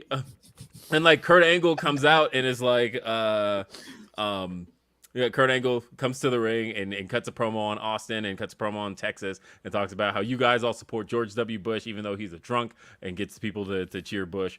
Like I said, it was like a whole Bush propaganda, like opening 10 minutes. Remember, right? Guys, WWE is apolitical. It's apolitical. So, but it's great shit, right? Because, so here we kind of have Austin and Angle having a little bit of their beef. And so the match is made for later in the night. Steve Austin and The Rock versus Kurt Angle and Rikishi. But Austin can't trust The Rock because The Rock's been implicated as the guy who was behind running down Steve Austin. So then later in the night, and we get the first hint at where things are going. We see Triple H is backstage saying, I want my hands on the Radicals. He's talking to Commissioner Foley. And Foley says, look, if you find some partners, you can have the Radicals tonight. Now Triple H is like, all right, I know some partners. And then Austin happens to walk by and he's like, what's this? You teaming me with The Rock tonight? And Triple H looks over at Austin and goes, hey, you know what they say, Austin? DTA. Don't trust anybody, and walks off. And then so, Hunter is backstage talking to Road Dogg, and he's like, okay, I think we need to get the guys back together. DX reforms. DX faces the Radicals 4-on-4, middle of the night, and DX beats the Radicals. It was a big reunion moment. They did the intro. They did all of that. DX beats the Radicals. But then right after DX beats the Radicals, Kurt Angle comes down and ambushes Triple H because they had their beef going still. And so that happens, right? Rock is walking backstage. He gets ambushed. Somebody takes out The Rock. So suddenly now it's Austin versus Angle and Rikishi, but only if Austin, it's a handicap match unless Austin can find a partner. And so main event ends up being Austin in a handicap match with Rikishi and Kurt Angle. And just as it seems like the deck is stacked against Austin, Hunter's music hits. Hunter runs down and attacks Kurt Angle because they got their beef going from earlier in the night. And then Hunter grabs a sledgehammer like he's about to attack Kurt Angle and then hits Austin and reveals that he was the guy behind running him down. The whole thing. And that whole thread, all of that shit, like all of the DX stuff, you're like, wait, what about all the DX stuff? You were literally just doing a feud with DX and the Radicals. And Hunter was a babyface like half an hour ago. And he turned heel, revealed he was behind everything. They literally, like 6 months of threads all came together in one episode. It was fucking great. It's my favorite episode of Raw. And I still, to this day, can't get over how much shit all tied together from this one episode. And so it is weird to think about that my favorite episode of television ties all these things together, but my favorite wrestling TV show right now literally ties nothing together. And it's just Yeah, I mean, but again, I feel like wrestling in general hasn't done things like that in a long time, where literally up and down the show everything threads together. That's been like WWE hasn't done that in forever. My brother even brought up to me recently, he was like, when is the last time that the entire roster was encapsulated in a storyline? Because that used to be a regular thing, and then it kind of got run into the ground, right? Because NWO, that was the entire roster was encapsulated in WCW versus the NWO, and then WWF basically was like, we need to steal that, and they're like, okay, entire roster is encapsulated in the ministry versus the corporation versus all the faction warfare stuff, but it's the whole roster is encapsulated in that, or McMahon Helmsley versus the whole roster, or the Alliance versus WWF. It's been a lot, but then I feel like they felt like they did that so much from like 95 till like 02 that it's been a long time since then that TNA has tried to pull that off, just their TNA, but at the time they were TNA. It's like, okay, you're doing the Aces and Eights stuff, and it's, I guess this is fun. Yeah. But But for the Reg is most like, part, I feel like the whole roster being encapsulated in one big storyline hasn't been done in a long time. Right. And I would be curious to see how that can be pulled off again. I feel like WWE like almost attempted it 2 years ago with Retribution, and it sucked. God. But I know, right? So I mean it in a sense of like where it's good and everybody is interested in like how this entire major storyline that's taken over the whole roster goes down. And it's been a long time. Jake says Dax's tweet that said Punk bullied me into this. Yo, Dax and Cash's tweets recently have been real saucy. That tweet of them drinking backstage and saying toast to Tribute Acts. Yeah. We Whoa, saw what. I mean, which side do you think the boys are on? Them FTR boys. So Probably things are going to get very interesting around here. probably on the same side with one Charles Montgomery Punk. I'm saying. Yes. Charlton Michael Punk. We have Alex says Charlton. to me something big has to happen at All Out because of WWE shows and in Chicago and looking like a weaker card than usual. Which card is weak? I don't know.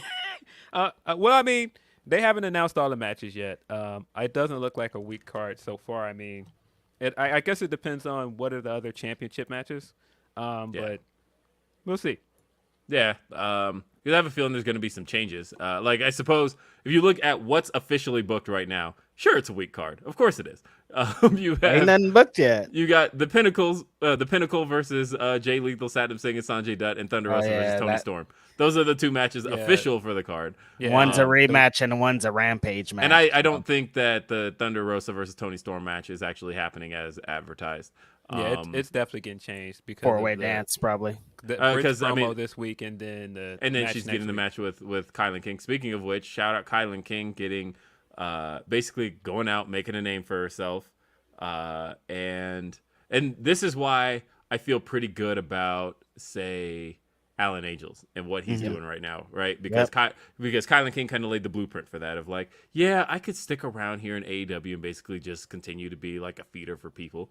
Or, like, I'm going to go do my thing. I'm going to go make a name for myself. I'm going to show people that I have something to offer here. And then hopefully either come back or get signed elsewhere, proving to the world who I feel I am.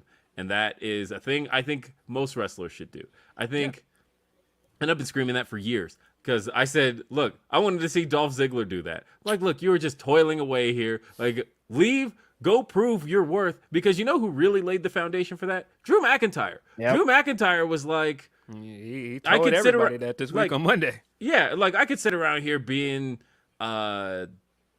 three-man band, or and then he got released anyway. I'm sure he would have probably been happy to just be like, look, just continue paying me. But like honestly, what he went and did was he showed the world that no, I'm Drew McIntyre. I have a lot to offer. Like, I'm fucking tall as shit, and I'm a big ass dude. I could be a top guy.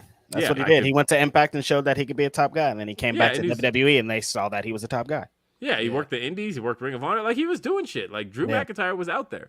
And also, Cody Rhodes. Cody Rhodes is another one who laid the blueprint for, look, if you're not happy in your position, fucking leave. Leave and go prove it. Go prove to the world what you have to offer, and prove them wrong. If you're not in the right position, if you're not in the position you feel like you should be in, go prove it. Go prove that you got more to offer, and then come back, and let them see what they're missing. And like I said, I feel like Kylan just did that. Definitely. Great match on the NWA pay-per-view with Camille, by the way, if people haven't seen that. Really good. And shout out to Alan Angels. I saw him the last 2 days at West Coast Pro, and he's doing really great out there on the independent wrestling scene. So yeah, he's doing that too. Soon enough, he'll be back with higher stakes, higher fanfare, higher things. It's lit for him. Yeah, exactly. No, this is, I mean, it's almost a perfect formula, right? It's like, look, go make a little bit of a name for yourself. And if you're not if you come in and get pushed immediately, great. But if you come in and you kind of find yourself being a little bit of an enhancement act, but you at least have a name to yourself, go use that name to then show what you have to offer in the ring. I think I think it's the best formula. We've seen it work. I think Cody has I think he laid the biggest groundwork for it. I think he Lashley too. We haven't mentioned Lashley did that. Lashley is a great example. WWE and came back. Drew is a great example, and Drew, Cody, Lashley. Like there's great examples of proving your worth, and I love it. I love it. And as far as All Out, I think what could potentially be happening is going to be hot. Like we could potentially have a Will Ospreay match. We could potentially have Pac defending this championship. I think we're going to get Will Ospreay versus Pac. I think. Yeah, exactly. You know what I'm saying? Brian Danielson's supposed to be wrestling Chris Jericho. Like it's going to be hot. Yeah, I think Ospreay 3 times in Chicago this year. What? Yeah, I think we'll get Ospreay and Pac. I think we'll get I think the world title is just still going to be Punk versus Moxley. I sense shenanigans on Wednesday. It may be like a time limit draw. Time limit. I think time limit. I really hope not, though. I don't want any shenanigans. That like this is not the time for shenanigans after all this. I know, but it's like, look, you only have 2 weeks, less than 2 weeks till the pay-per-view. I don't know. I do think that, like I said before, I think MJF is going to be in the Casino Ladder match. I think he's the Joker. And I love the Casino Ladder match, by the way. I'm a big fan of that match and the concept of having essentially taking the Money in the Bank and making it grow. I think that's a great concept of, the mystery aspect of, one day they should do a Casino Ladder match where they're like, who's the Joker going to be? But somebody retrieves the chip before you get to the it's me. End of the match. And they're like, we didn't get to the Joker because somebody retrieved it. Like, technically, they have to do that one time, I think. Yeah, by the rules of the match, it could be won at any point. It could be won when there's 2 people in there. It could be won when there's 3. Yeah. And it is to the advantage of the person who's been in there the longest to try and retrieve the item before. I'd love that match. I think it's a great match, and I love having a ladder match with a mystery participant at the very end who gets to enter. That's a great thing because it's essentially what happened with the 2019 Money in the Bank, except that's not the rules of the Money in the Bank. Where Brock Lesnar came in and just joined the match. It's like that would have been a fun thing, except you can't just do that. That's not the rules of that match. Screw Sami Zayn over, and then didn't get anything out of Ali after that. Hated it. Shame. Nah, like I said, that's how I think that I wouldn't be surprised if that helped contribute to the idea of that is a good thing of having a ladder match where somebody essentially throws off the whole thing because they just entered the match. Right. Yeah. But you have to be consistent with the rules of the match that do that. There's nothing that says that somebody can just join Money in the Bank 20 minutes into the match. Right. Dumb. Yeah. So either way, like I said, I think now again, there will be people screaming. Well, MJF's back. Told you guys it was a work. Again, you can turn anything into a work. Exactly. What did you guys think of SmackDown last night, by the way? I thought aspects of it were good. I thought it was very clear when they were trying to cover up for the fact that people could not be there live. Oh, yeah.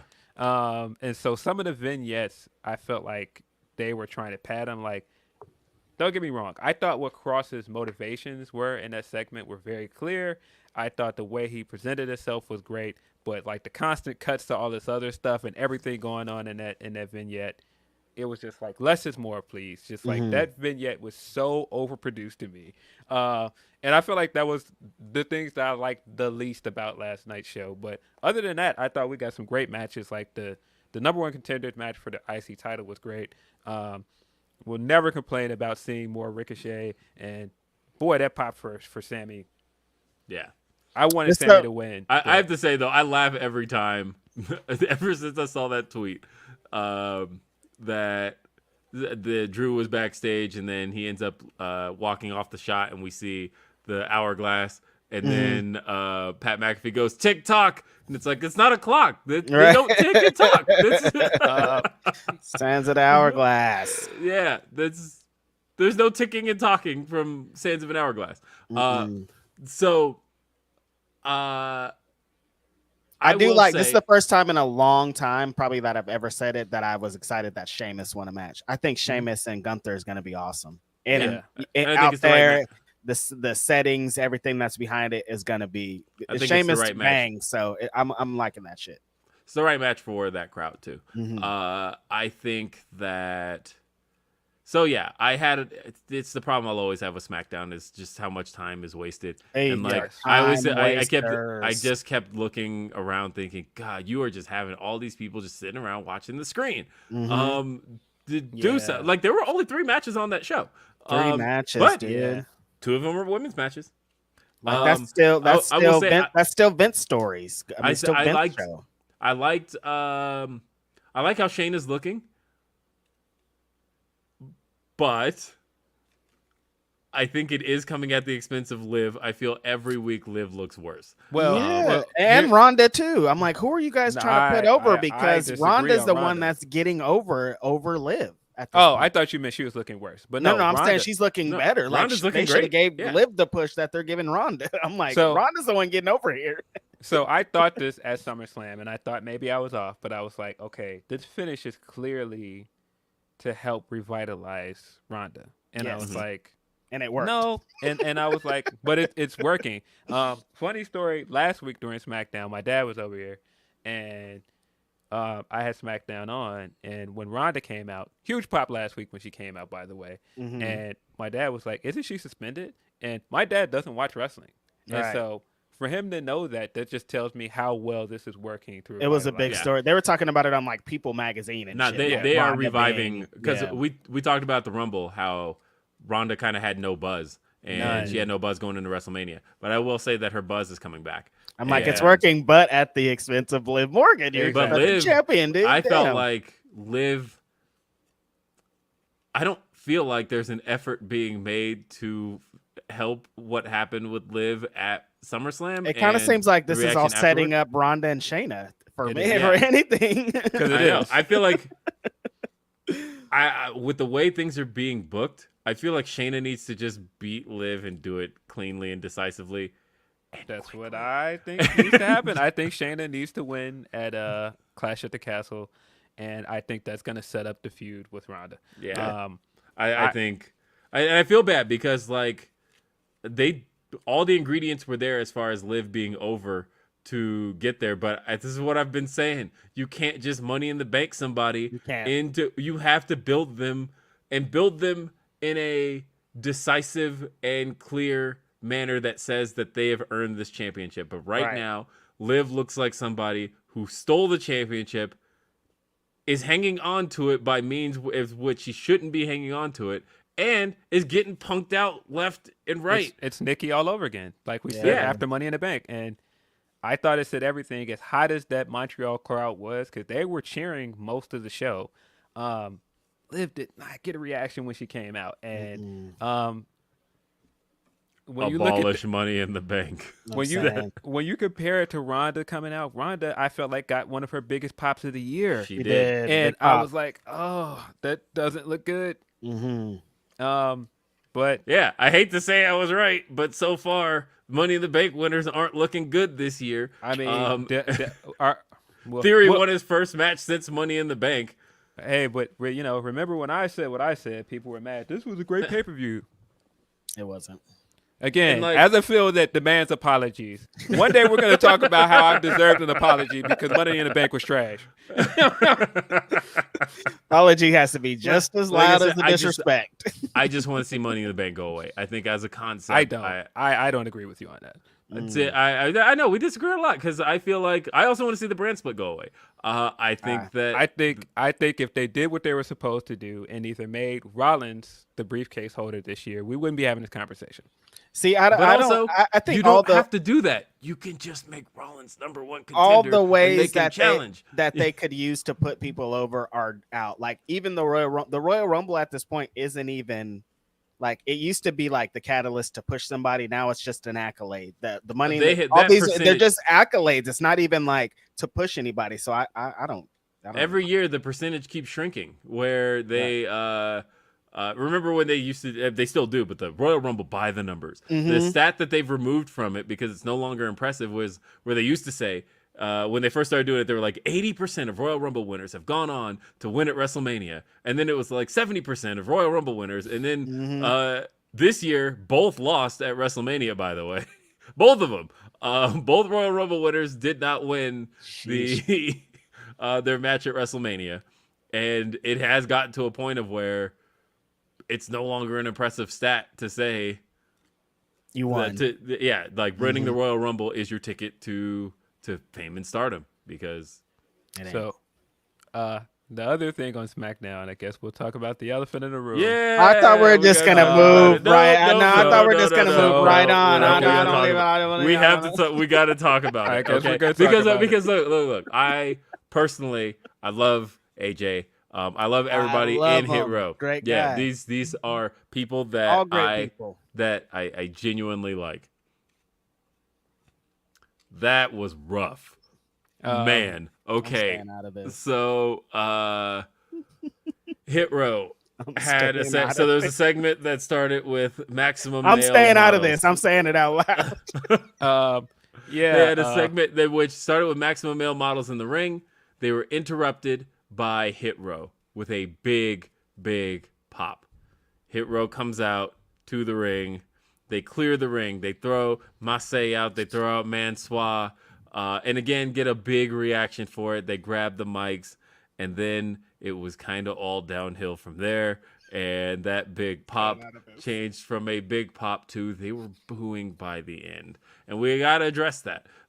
I mean, I will say a narrative over the last week has definitely changed because... which narrative is that? There was a narrative on social media, Reg, that was talking about how... Which narrative is that? That I bet Swerve is wishing that he had stuck around with Hit Row because Hit Row is on SmackDown right now. They're on TV, and Swerve is just the tag team champion in AEW. If you watched both shows last night, and you watched them back-to-back, and you saw both Swerve perform alongside his tag team partner, Keith Lee, and Swerve got to pull out for the first time in AEW the JML driver. Hot. Loved it. And you saw Hit Row, who fans wanted to see. They got a great reaction coming out to the ring. Big pop. That was not for that audience. That wasn't really for any TV audience, in that I think that... it's not, you can't, it's not for, that's not a TV audience thing. It's, you can't, they should have just had a music video. That's the only way. If you're going to rap, I feel like if you're going to rap, it has to be our truth. Rap to the ring, and then you're out of there. When you here's the thing. I'll say this. It's a lot simpler than that. It doesn't just have to be our truth. If you are going to perform songs in front of a wrestling audience, especially hip hop. Yeah.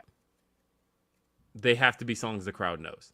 Yes. You cannot put... You can't debut a song. Yes. You can't do original music in front of a crowd. I agree. Well, here, I'll say this, though, because to your point, I saw a lot of people doing the same thing during Royal Rumble because they didn't know Bad Bunny, for example. Right. But millions of people know who Bad Bunny is.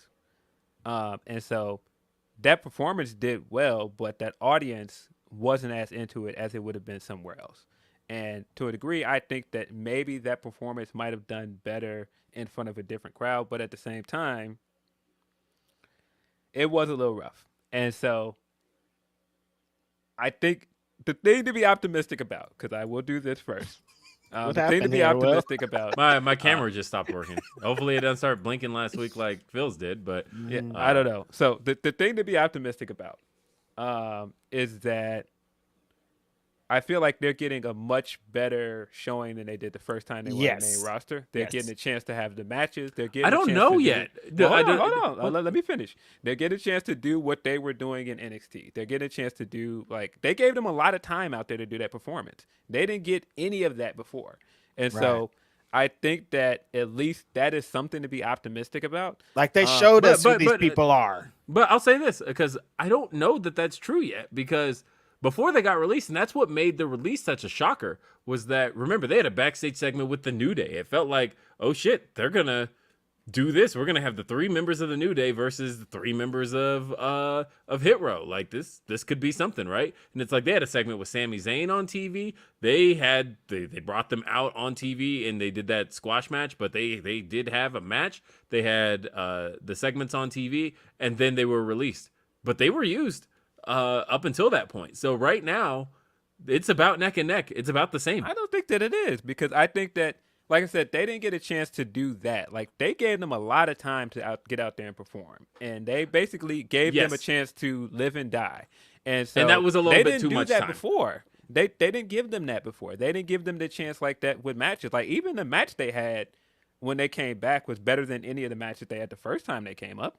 This, as someone who loves hip hop and wrestling, it was the same match that they had the first time they came up. As someone I don't think it was. It's just a squash. Like, it was just the first time they came up, it was just a squash match against another team. I mean, I don't know. I just think they've been presented better this way. I don't think they were presented well the first time at all. As someone who does hip hop, who's in this wrestling, who's in this space, who would know, I don't know if a hip hop performance ever works in that setting. At Battle Slam, it's awesome because you know what you're getting into. These fans, people in Montreal, don't know that they're going to go and listen to some rap or whatever. It has to be set up a way totally different way. I don't know if that situation would ever work. Even if anybody else was in that situation, I don't know if it'd ever work. So I don't know if it comes down to it being Hit Row's fault. I don't know whose fault it was or anything. I'm very confused about the matter. Let's do a music video next time. I don't think anybody was at fault. I think a music video would have helped. I think that again, I mean, maybe, because remember when John Cena debuted Right Now in Montreal and it got booed? Hold up. I just now realized it was Montreal, Quebec, Canada, where John Cena debuted the music video for Right Now. And after the video was over, they panned back to the crowd and they were booing. They hated it. Yes. Yeah. So I don't want to say it was anybody's fault. I just think that it was, like I said, they're just getting back. They're just getting a chance to get their legs under them. So we'll see. For me, the thing that I felt was the most unenjoyable thing about the entire segment was McAfee stepping on that for him coming in and giving ad libs during it. I thought was super cheesy. Him coming in at the end and singing Hit Row with them was just so unnecessary, and it sounded very lame. It made the performance worse, in my opinion. And I'm not a big McAfee hater, but I just thought that he was doing too much during that performance. And they had to show him dancing. I'm like, no, I just don't need it. I don't need it. It's like they're trying to tell us this isn't cool. That's what they're doing to me. Like, if they think that showing Pat McAfee is making it look cooler, it's not. It's doing the opposite. When I see that, I'm like, this is dorky. I do feel like they've been trying to take them seriously. I think giving them that much time to perform, adding McAfee on it doesn't help. Like them focusing the camera on him, but they think that makes it cool. They do, because like they think that enhances Shinsuke's entrance, and for a lot of people it does. Because I know when I tweeted last week, we won when he wasn't dancing on the table. People were like, "Speak for yourself." And I'm like, okay, you mean to tell me? He's speaking for Phil too. You mean to tell me that you prefer McAfee dancing on a table to Shinsuke's entrance than Shinsuke getting that strobe effect and having just a serious looking entrance for a bring back competitor. Rick Boogs, bro. I need a guitar. Bring the guitar out here. Please don't. Please don't. Like, is that what you prefer when you see the presentation of Shinsuke Nakamura? Do you think this enhances his presentation? Because if you do, we definitely like two different types of pro wrestling, and that's okay. Like that's what fine. You like, yeah, that's fine. But the segment, man, I don't. But I thought the segment, I think it bombed, and I do. Unfortunately, I do hope those guys can recover from that. I do. I think they totally be able to. I think they'll be fine. I think they've got to get back to. But you know how easily the narrative changes, because now. A week ago when Hit Row came back, like it's only been a week. right? Like it's been, they've had 2 segments. A week ago, everybody was like, hey, so excited to see Hit Row back. Hit Row's back. Look at the comments on the Hit Row return. All positivity, right? Right. I did a search this morning for Hit Row just to see what the response is Just right on now. the tweet that I put out, I was like, yeah, oh boy. Yeah, you put and all you said in your tweet was, what did y'all think of that segment? And I did a search for Hit Row, and it's pretty much everybody is like, it's completely flipped upside down. The whole, from last week now, the whole thing has turned around. All I'm seeing from people is, nah, this group needed Swerve. Like, that's what I'm seeing now. And that is not what people were saying a week ago. And that's how quickly one segment can do to people. Now, again, if they can recover it next week, great. I think they can recover. I mean, look, we've seen other things bomb, and then Twitter will jump all over it because that's what Twitter does. Think about how bad people were talking about Caster a year ago. And look at where the Acclaimed is now. Half of the people commenting on the thing last night were like, I can't wait for Max Caster to say something about it. Can I say, though? Can I say? Correct me if I'm wrong, folks, but I don't think I am. The video for Right Now getting booed in Montreal was the first time there had been boos for John Cena on television. Well, I'm not sure on that. Yeah, I'm not sure. I'm pretty sure that's the case. I think if you go watch Raw from that point on, I feel like it started to become a weekly occurrence the moment people were like, this music video is really lame and we don't like this guy. And from then on, I feel like every week it was kind of consistent until it just became a part of Cena's character. Hey, this is a guy who gets mixed reactions. But I feel like that was the start of it. Yeah, and I mean, look, sometimes these things happen and it turns into a downhill thing and it snowballs, but I don't think that this is doom and gloom yet. I don't think this is anything to worry about just yet. I want to give this some time before I say that. Right. But, man, I think that I do think that there are reasons to be optimistic. I don't know. They don't have a lot of tag teams as it is, so they're in a good spot. Now I feel like I'm wondering if I am right about that being Montreal. I know it was Canada, but was it Montreal that booed it first? And I'm not sure. Yeah. So I don't know.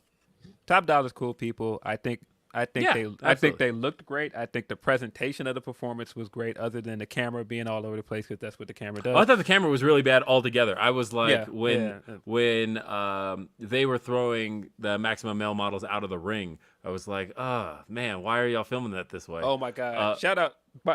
By the way, shout out to Rich Fan for having the joke of the night when Maxine was getting kicked out and she was still trying to dance. Oh yeah. He goes, man, Maxine turned into Katie from the Real World sketch on Dave The Mad Real World, yeah. She's dancing out. Yeah, really good one. Yeah. So we got just have more matches on the end of SmackDown. I can't 3 matches, dude. What the fuck are y'all doing? Especially we're gonna watch a show at the other people's show are gonna give us 4 matches in 1 hour, and you're giving us they 3 did 5. Giving us 5 matches. Actually, yeah, they did. They added another one. 5 matches in 1 hour, and all you can give up is 3 in 2 hours. Like something. No, they were quality matches. I do think, like I said, there was just a lot of wasted time. I felt like those people in that arena spent a lot of time watching the That's what I'm saying. Just put another squash out there or something. Like, put somebody out there to let these people know you're at a fucking wrestling show and not at a play or some shit.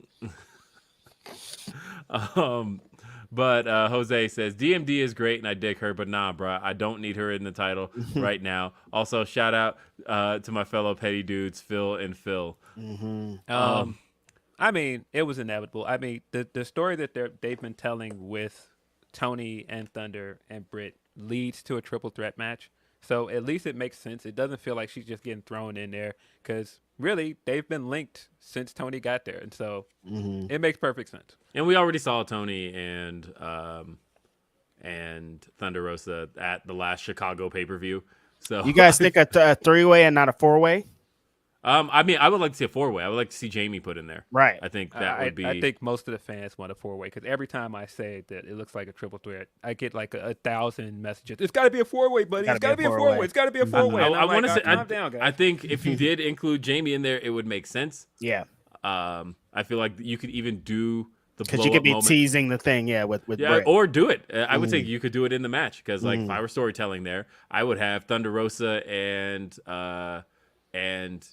Tony Storm like take each other out, like they're outside the ring, so it's just left down to Jamie and Britt, and Britt then demands to Jamie lay down, and let me take the belt. I win it right here. We've got it. Just lay down, and that's when she starts to crowd boos, and then it's 1, 2, and then she rolls her up or something like that. It's a small package, 1, 2, and then all of a sudden they start brawling, and there's stuff you can do there, right? You can really play that up. I would like to do that. Orion Ben says, Stoke just said his sledgehammer face was because of McDonald's Sprite creatine. Who had Trip Sledgehammer jumping to AEW?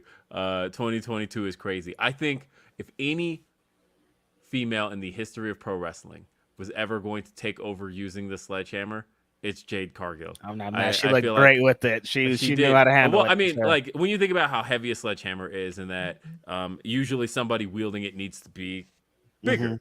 I feel like she is the person. Like she definitely does that sledgehammer workout that outside hitting the big tire and shit. So like this looks great. I thought that was a fantastic segment, by the way. I thought it made Jay look great. It added more interest in that match. That match is going to be added to the pay-per-view, right? Like, right. I assume that it is. But yeah, I thought it was great. Smashing the wings was a great touch, and just everything about it was cool. Just her smashing the wings and how she slowly walked down there the whole time. Like she was not worried about anything. Like, yeah, it's over. How she casually got in the ring and just hit her, just like, she's like, this is nothing to me. I don't care. Yeah. Jade is just the baddest. She looked like a boss. I liked it. She's dope. Let's see. Derek says, I don't think it will be shenanigans, but what if Punk just takes the belt and leaves the match to the crowd, rematch at All Out? Did rehash the same thing that they did with Cena? I am curious. I don't want to see that. Although I did think that line of "You're not going to be the first John I beat in Chicago." Ooh, he was talking that talk, man. Spicy. I think one of my favorite lines from the promo is when he went through all that stuff and then he ended with, "These guys aren't number one at anything." I was like, yeah.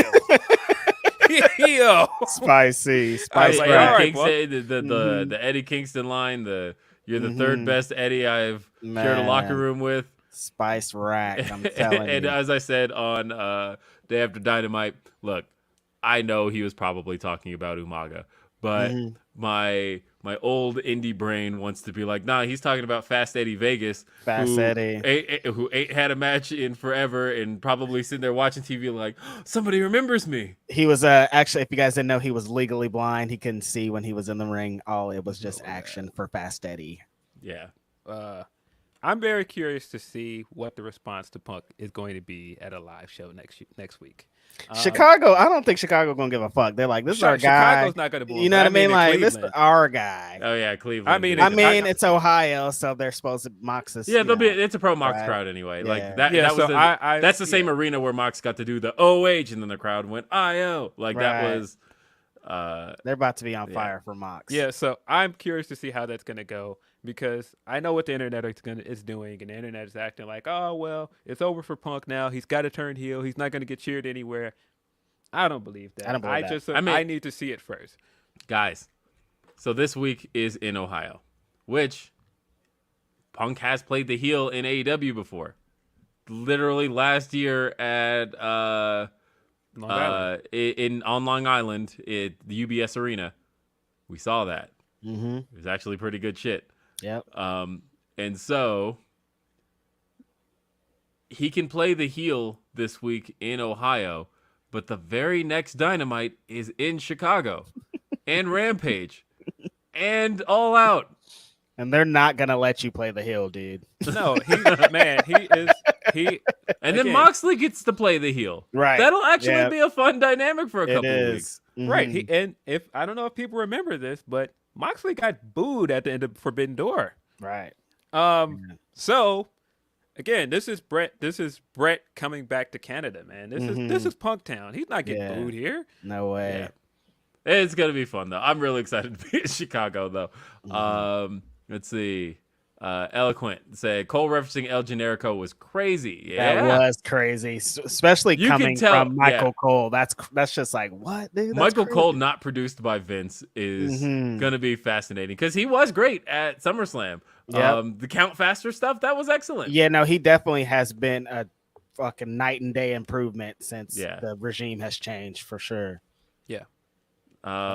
King of the North says, reminder, Festies coming soon. The Festies are definitely coming soon. Shout out to the big homie Graham.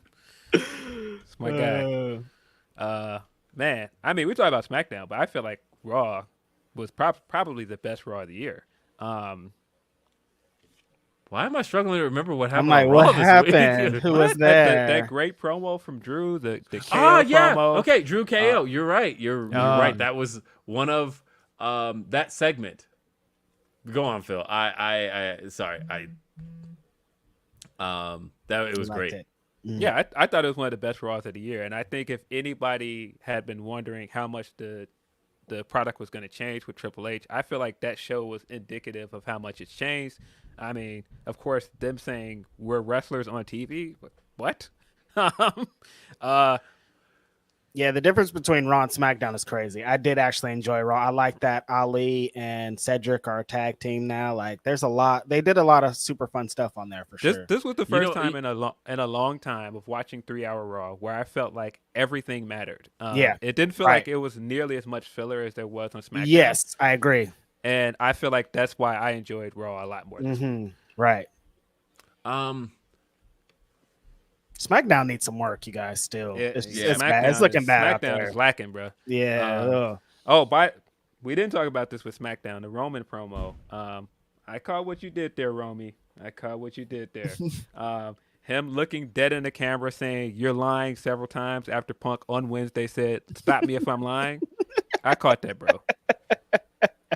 Somebody's been watching, huh? I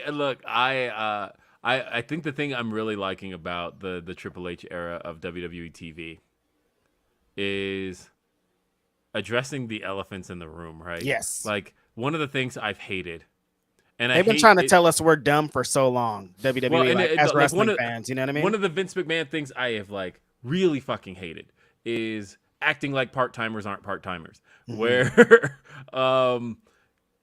he would talk about guys as if they're active when they're not. Right. And like when Roman straight up said in his promo, look, I'm not here all the time anymore. I thought that's a first. That's the first time that you straight up just had somebody just say that, because they don't do that really. And yeah, for them, the guys to just say we're wrestlers and, we've been marking out every single time they use the word hospital because holy shit, somebody's not in a local medical facility.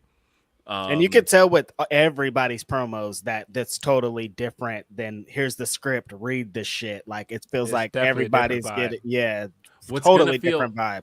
What's going to feel the most interesting to me is 2 years from now when none of this is a thing anymore. Right. Where we don't have to get hung up on the word belt. We're like, oh, can you believe they said belt? Hey, can you believe they said wrestlers? Hey, can you believe they're just saying words that people say in real fucking life? Like, I can't wait till that's a thing of the past. And then we start to look back and go, can you believe there was a time period where you couldn't say wrestler on wrestling TV? That's fucking stupid. Like, they stopped calling them the WWE universe. Like, Michael Cole's like the fans. Like, it's not the universe. Trademark.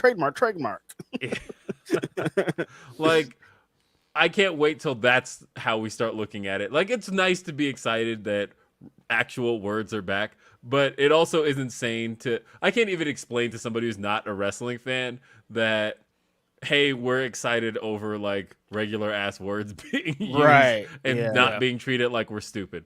But it will be nice for that to finally pass. Let's see what else we got. Tremaine says, my mind is still wrapping around the fact that the Viking Raiders had to buy Bootios to burn them. Amazon, baby. Yeah, that segment was not I didn't care for it. Yeah. That was definitely a bathroom break segment for me. They're trying too much on the Viking thing. Like, I get it. Just like the point of this is they're two big motherfuckers that fuck people up. Let them do that. Yeah. It has made Kofi look great for Yeah. the last few weeks, but yeah. Let's see. Sailor Saturn says Daniel Bryan was right. The fans are fickle. Whoever Daniel Bryan is. Yeah. King of Games 405 says, "What do y'all think of him?" Oh, we just talked about the Roman Reigns Phil promo just from last night. I Phil mean, brought it around. other than that, I thought his promo was one of his best in a while. I thought he was getting straight to it. I thought him going straight at the Drew promo from last week instead of cutting a very similar promo to the ones he always cuts. I thought that was great. And the crowd was fucking hot when he showed up out of the fucking Yukon and they opened up and the crowd was like, "Oh my God, it's Roman!" Before it even opened, when it pulled up, the crowd was like, "Hey, only one person rides around in those." They were so excited. They love them some Roman. I like him in that element. Like, no, I'm really getting my shit off, you guys. It's fucking me, man. What you want? I think that it's weird that it feels like it helped that it was just him in the ring this time. Yeah. And it wasn't the same presentation of him. My God. Yeah. How refreshing is it It's that so look? refreshing. I like Paul Heyman. Ideally, I love Paul Heyman. I'm ECW young boy, but yo, it's I get it. But I feel like I got tired of the Paul Heyman standing next to somebody talking promo probably around 2016. Yeah, it's been a minute. I just hate. Again, it's the old T-Pain. I'm just like, do something else. Like, literally do anything else. Right. I don't like. Heyman did not become a famous manager just standing next to somebody in the middle of the ring. Like, he did other fucking things. Even with Brock Lesnar, he did other things that first year they were together. They had other ideas. Do something else. With Paul Heyman, you have other shit you can do. Right. With Roman Reigns. And if you advertise Roman Reigns is here tonight, it does not have to just be Roman stands next to Paul Heyman and the Usos and talks. And with the hands up and does all of the catchphrases and does all of the same things they do every week. Yeah. And so that's what I got tired of. And so I thought this was refreshing. This was great. It was something new from Roman, and Roman got to even position himself differently. He wasn't just standing in the middle of the ring. He was walking around, because I missed that too. Play to the crowd. Play up to the fans that are all around you. Not just hard cam. Yeah. he was in his element for sure. Yeah, he was in his element. There were 10,000 fans there. This is one of the larger audiences that SmackDown's had recently. He was around that arena or around that ring. That's what you should do. Do something else. And again, I'm liking that Hunter has not. I think next week they announced what I think statistically is the first rematch of the Hunter era. Wow. And so I looked at it like, okay, I could do this. I could do fresh match. Of course, it's a Corbin, because anybody who feuds with Corbin always ends up back in a match with Corbin for the next 5 weeks. Every time. But you're still in Vince thinking, so hopefully happens. Well, I know what it very much seems like they're setting up the rematch with McAfee. That's why they keep having McAfee trash him on commentary. I feel like that's where they're going with this. Yeah. Jose says, F Logic, too many of those spa water drinkers. What happened? Talking about our Logic. But too many of those spa water drinkers that my Mexican queen can lose to, LOL. Corey with the K says, late to the party, but what is that in reference to? I don't know what that was. We were talking about the four-way. We were talking about the four-way. Oh, okay, got it. Now, the more he was saying, the more people we add to the match, the more potential, as he called them. I'm gonna spa water drinkers. Says spa water drinkers. I'm gonna say it out loud. I like Thunder Rosa a lot. I kind of want Tony to win. I want Tony. Yeah, I think I love Tony. Has been great. I love Thunder Rosa, but I think it's Tony's time to get that championship for sure. But yeah, Corey with a K says, late to the party, but I wanted to shout out that Black Girl Magic show last night, which had an all-black woman card, and it was amazing. Headed to Jobber Slam 2 in a few. Black Wrestling rules. Yes, thank you for saying that out loud. As well.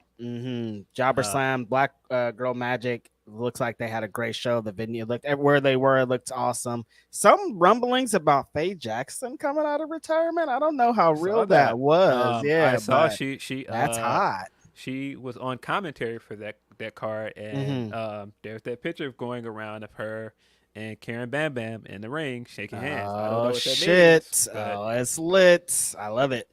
Yeah, and I think the Jobber Slam card that's got a Big Swole versus Mia Yim on it. Looks like a good card. Hot show tonight, Brooklyn.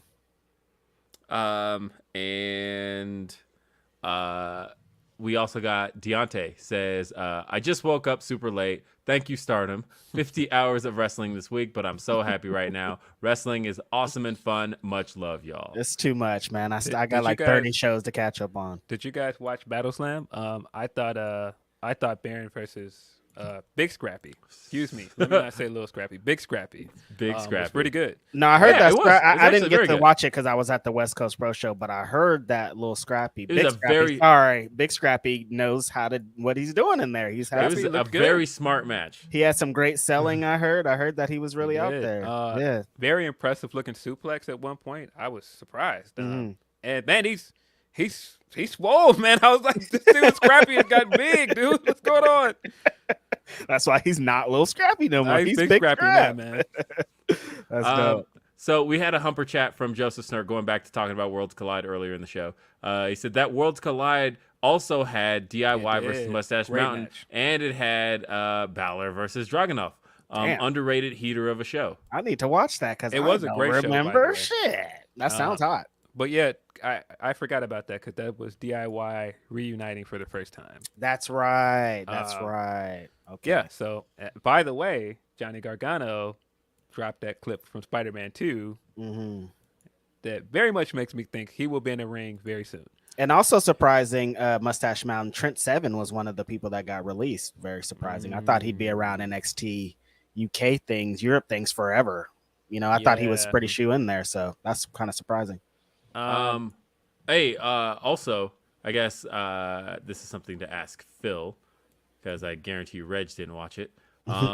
What did you think of the first episode of She-Hulk? Oh yeah, I didn't watch. I thought it was good. Yeah, I did too. Ending with "Who's That Girl" was dope. I thought that was awesome. I thought that was great too. Of her sliding her feet back into the shoes and then hitting the music. I thought that was dope. I really like the humor of it. And maybe somebody has the logical answer for me. Why, when she turns into the Hulk, does her hair straighten? I think it's just like because that's how she looks in the comic, and they're trying to go with the comic accurate. But it's two different hairs. Like it doesn't really straighten. It's still curly. It's just longer too. But it's longer and it's straighter though. I mean, well, you could ask the same thing with Hulk because his hair gets shorter when he transforms as well. So I don't know. He get the slick back when he transforms. But yeah, I thought it was a fun episode for it was. No, it was great, and I enjoyed actually the whole story that the whole aspect of her becoming the Hulk and immediately being better at being a Hulk than the Hulk is, and he's like, "No, I got to teach you," and she's like, "Nah, I got this." And he tried to mansplain to her. Yeah, he tried to. Trying to mansplain it. He's like, "No, I spent 15 years trying to be a Hulk." She's, well, I got this. I'm good. Yeah, I really like the undertone of the fact that, you know, she was asking him, like, since when do you do yoga? Because she already did yoga. And the fact that the reason why he is the Hulk and he couldn't control it is because he was not well adjusted and he kept all of his anger pent up inside. And she didn't. She expressed herself very well, so she wouldn't have the same issues as he did. Yeah. And the last humper chat we got is from Patches Redacted. He says, I figured more people would be telling you how enjoyable the Q&A show was, but if Phil hasn't heard much, I'll throw this one out. It says, I especially appreciated the part about people going so hard to defend corporations. Phil was letting it fly. Yeah. Yep. Yep. Yep.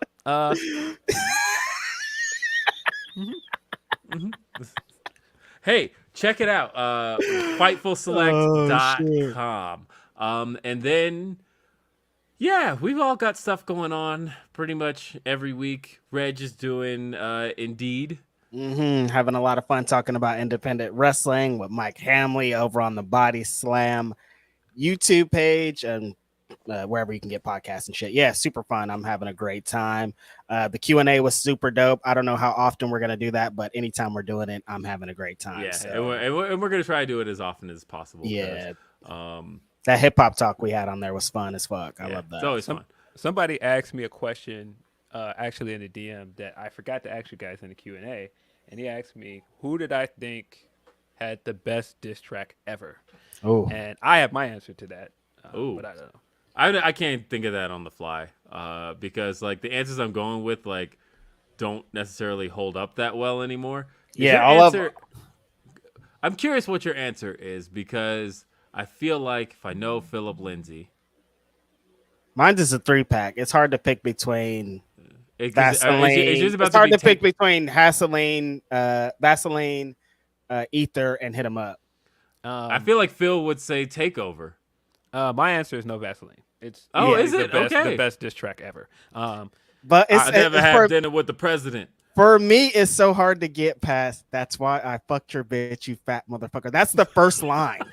That's the first line. You know what's funny first though? Line. That's why I fucked your bitch, you fat motherfucker. How do you like? I still can't believe it. We talked about Tupac Tupac being kind of the king. We talked about Tupac being kind of the king of doing clean versions of tracks, but the clean version of Hit 'Em Up is the funniest shit you'll ever hear. I almost need to like repost it, but the whole first off, touched your chick in the click you clap. Like I'm like, touched your chick. God. How do you do a clean version of Hit 'Em Up? That's and insane. It exists. Because Tupac would never just like censor things because you can't just censor that track. It's unplayable. So he went back and just redid the lyrics clean, and I never get a better laugh out of anything than the clean version of Hit 'Em Up. Yeah. Ether. I'm saying Ether just because Ether, I like the time for me was important and nobody died. I have Ether takes. You know what though? Because I do feel like Ether doesn't necessarily hold up today. But you know what does still hold up? Super Ugly. And no, it doesn't. I feel like it doesn't. I feel like Ugly was the worst track out of those three. See, I feel like Super Ugly in hindsight, when like I said, I feel like Ether, like when you break it down, is like just a lot of gay disses, right? But like, then you take Super Ugly, and he's just like, nah, I fucked your chick, and I'm gonna describe it. Like, I think Takeover is probably the best song out of all the distance. Sure. Takeover is definitely the best song. Yeah, I never liked Super Ugly, honestly. I thought Super Ugly. I always thought the line at the end of Takeover of "You know who, do you know what, well you know who, let's keep that between me and you" was a great line. And then once he went on to describe it, it's like, okay, well, it's not cool anymore. It was cool as this thing that only certain people knew.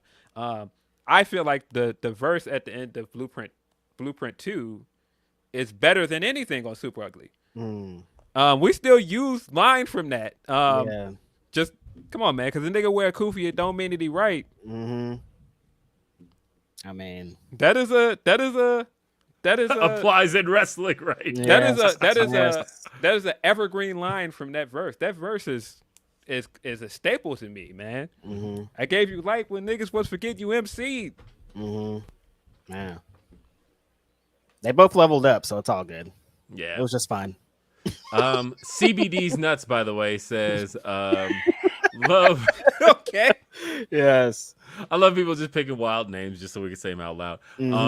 Love that Hangman, Mox, Eddie, plus MJF, AEW's biggest baby faces in heel, all see right through Punk. A wolf in sheep's clothing. Next week is going to be wild. I will say this about the Punk thing that I think is tremendous. Outside of the stuff that is behind the scenes stuff, I really love the fact that he is basically slowly turning into the Punk we know. Yes. Because he's been doing the kissing babies and waving routine. I love the fact that he came out this week and went to jump in the crowd and he went, nah, not gonna we're do done that. here.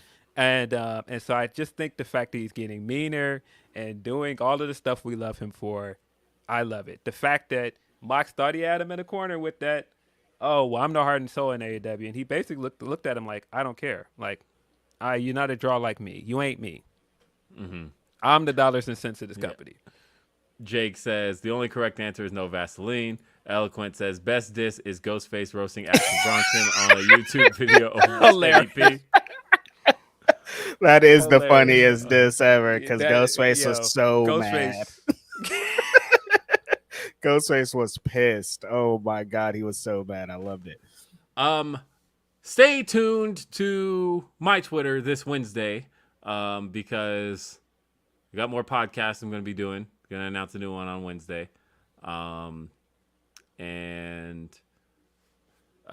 Jake also says Mox said that his mic is not power. Well, Mox, buddy, I know a president who pissed off the world with a mic.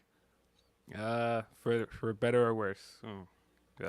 Now Mox did well in that promo. But when he said that, especially the line where he was talking about how you think that microphone is power, but really it's just because your body ain't pointing at the ankle, can't hold up.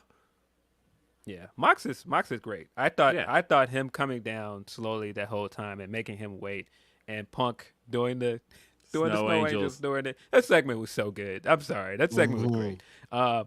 And man, by the way, we didn't talk at all about Kenneth Omega making his way back. Oh yeah, I don't know how. Man, I've been trying to wrap the show up. I've been trying to wrap the show up, but yeah, Omega's back, and that's the biggest. I mean, that should have been the biggest thing to come out of this week. That's kind of been thrown to the wayside with this. I know. I posted that video of Billy losing it, and that was a genuine reaction happening in the moment. But I wasn't sure how they were going to do the intro. They did it the best way possible. Where I thought Justin Roberts was perfect there. They handed him the note, and he's like, "Okay," and then just launches right into it. They played the music. Everything was perfect.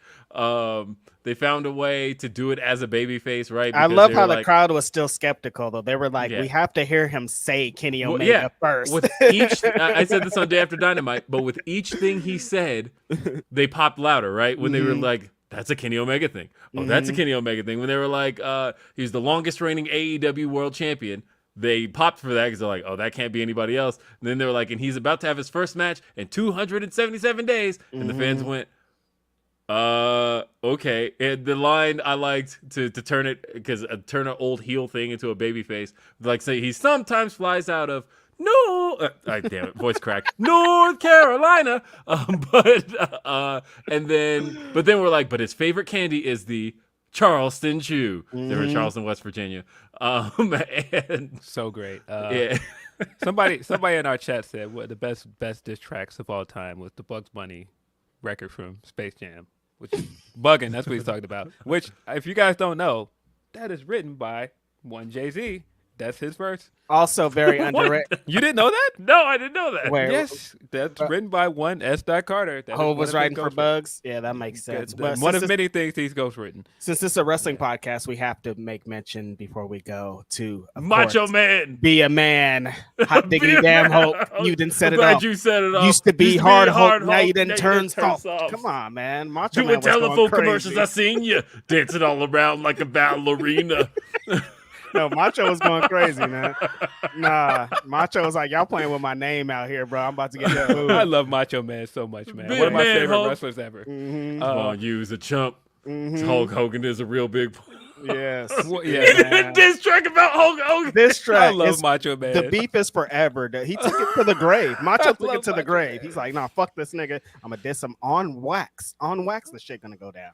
Oh, Love man. it. But yeah, And he kept that same energy forever. But yeah, Kenny Omega, the thing that I love about AEW is that AEW knows how to reward their fans. Because yes, I think everybody knew Kenny Omega was coming out. And so it would have been very easy to go, well, keep it a secret. It's not going to get a pop.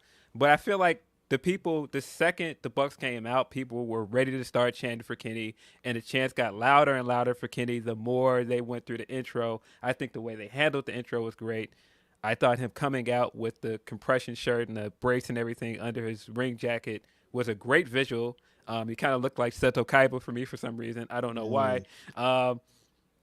It just was great. It was the most Kenny thing we've seen him do in a long time. And I'm glad his look is back to Kenny, by the way. Like, yeah. I know that I wasn't one of the people that hated the stash. Actually, I kind of dug the stash. But at the end of the day, and he dyed his hair different colors and all that. But when he came out just kind of looking like straight up Kenny Omega again, it was like, yeah, this is still the guy I want to see. Yeah, and that fucking match. Oh my god. Great Dragon match. Lee. Yo. Kenny did the stuff we want to see Kenny do. Wrestled the story they're telling of him missing the "you can't escape" the first time. The first time he hits it, after that, it's gonna be a huge pop. I think everything that he's done storytelling wise, the stuff he said in the promo afterwards, which he was getting a little spicy in that promo. But basically saying like, yo, if this is what you came here for, if All Elite Wrestling is what you came here for, our presentation of wrestling, then that is still here. And I pretty much know who that was a knock at. I saw people saying FDR, but I thought it was pretty obvious who he was talking about. Tribute act. Daddy's boy. Cody, these are shots at you, bro. You're out. We still here. We made this. This was our dream. This was our vision. If you still want our vision of wrestling, that is still here. That's what I took away from that promo. Yeah, definitely. But hey, guys, I'll read the last of these super chats. Jake says, CM Punk will ether anybody on the mic when he's not held back. Cough, cough. That goes for The Rock.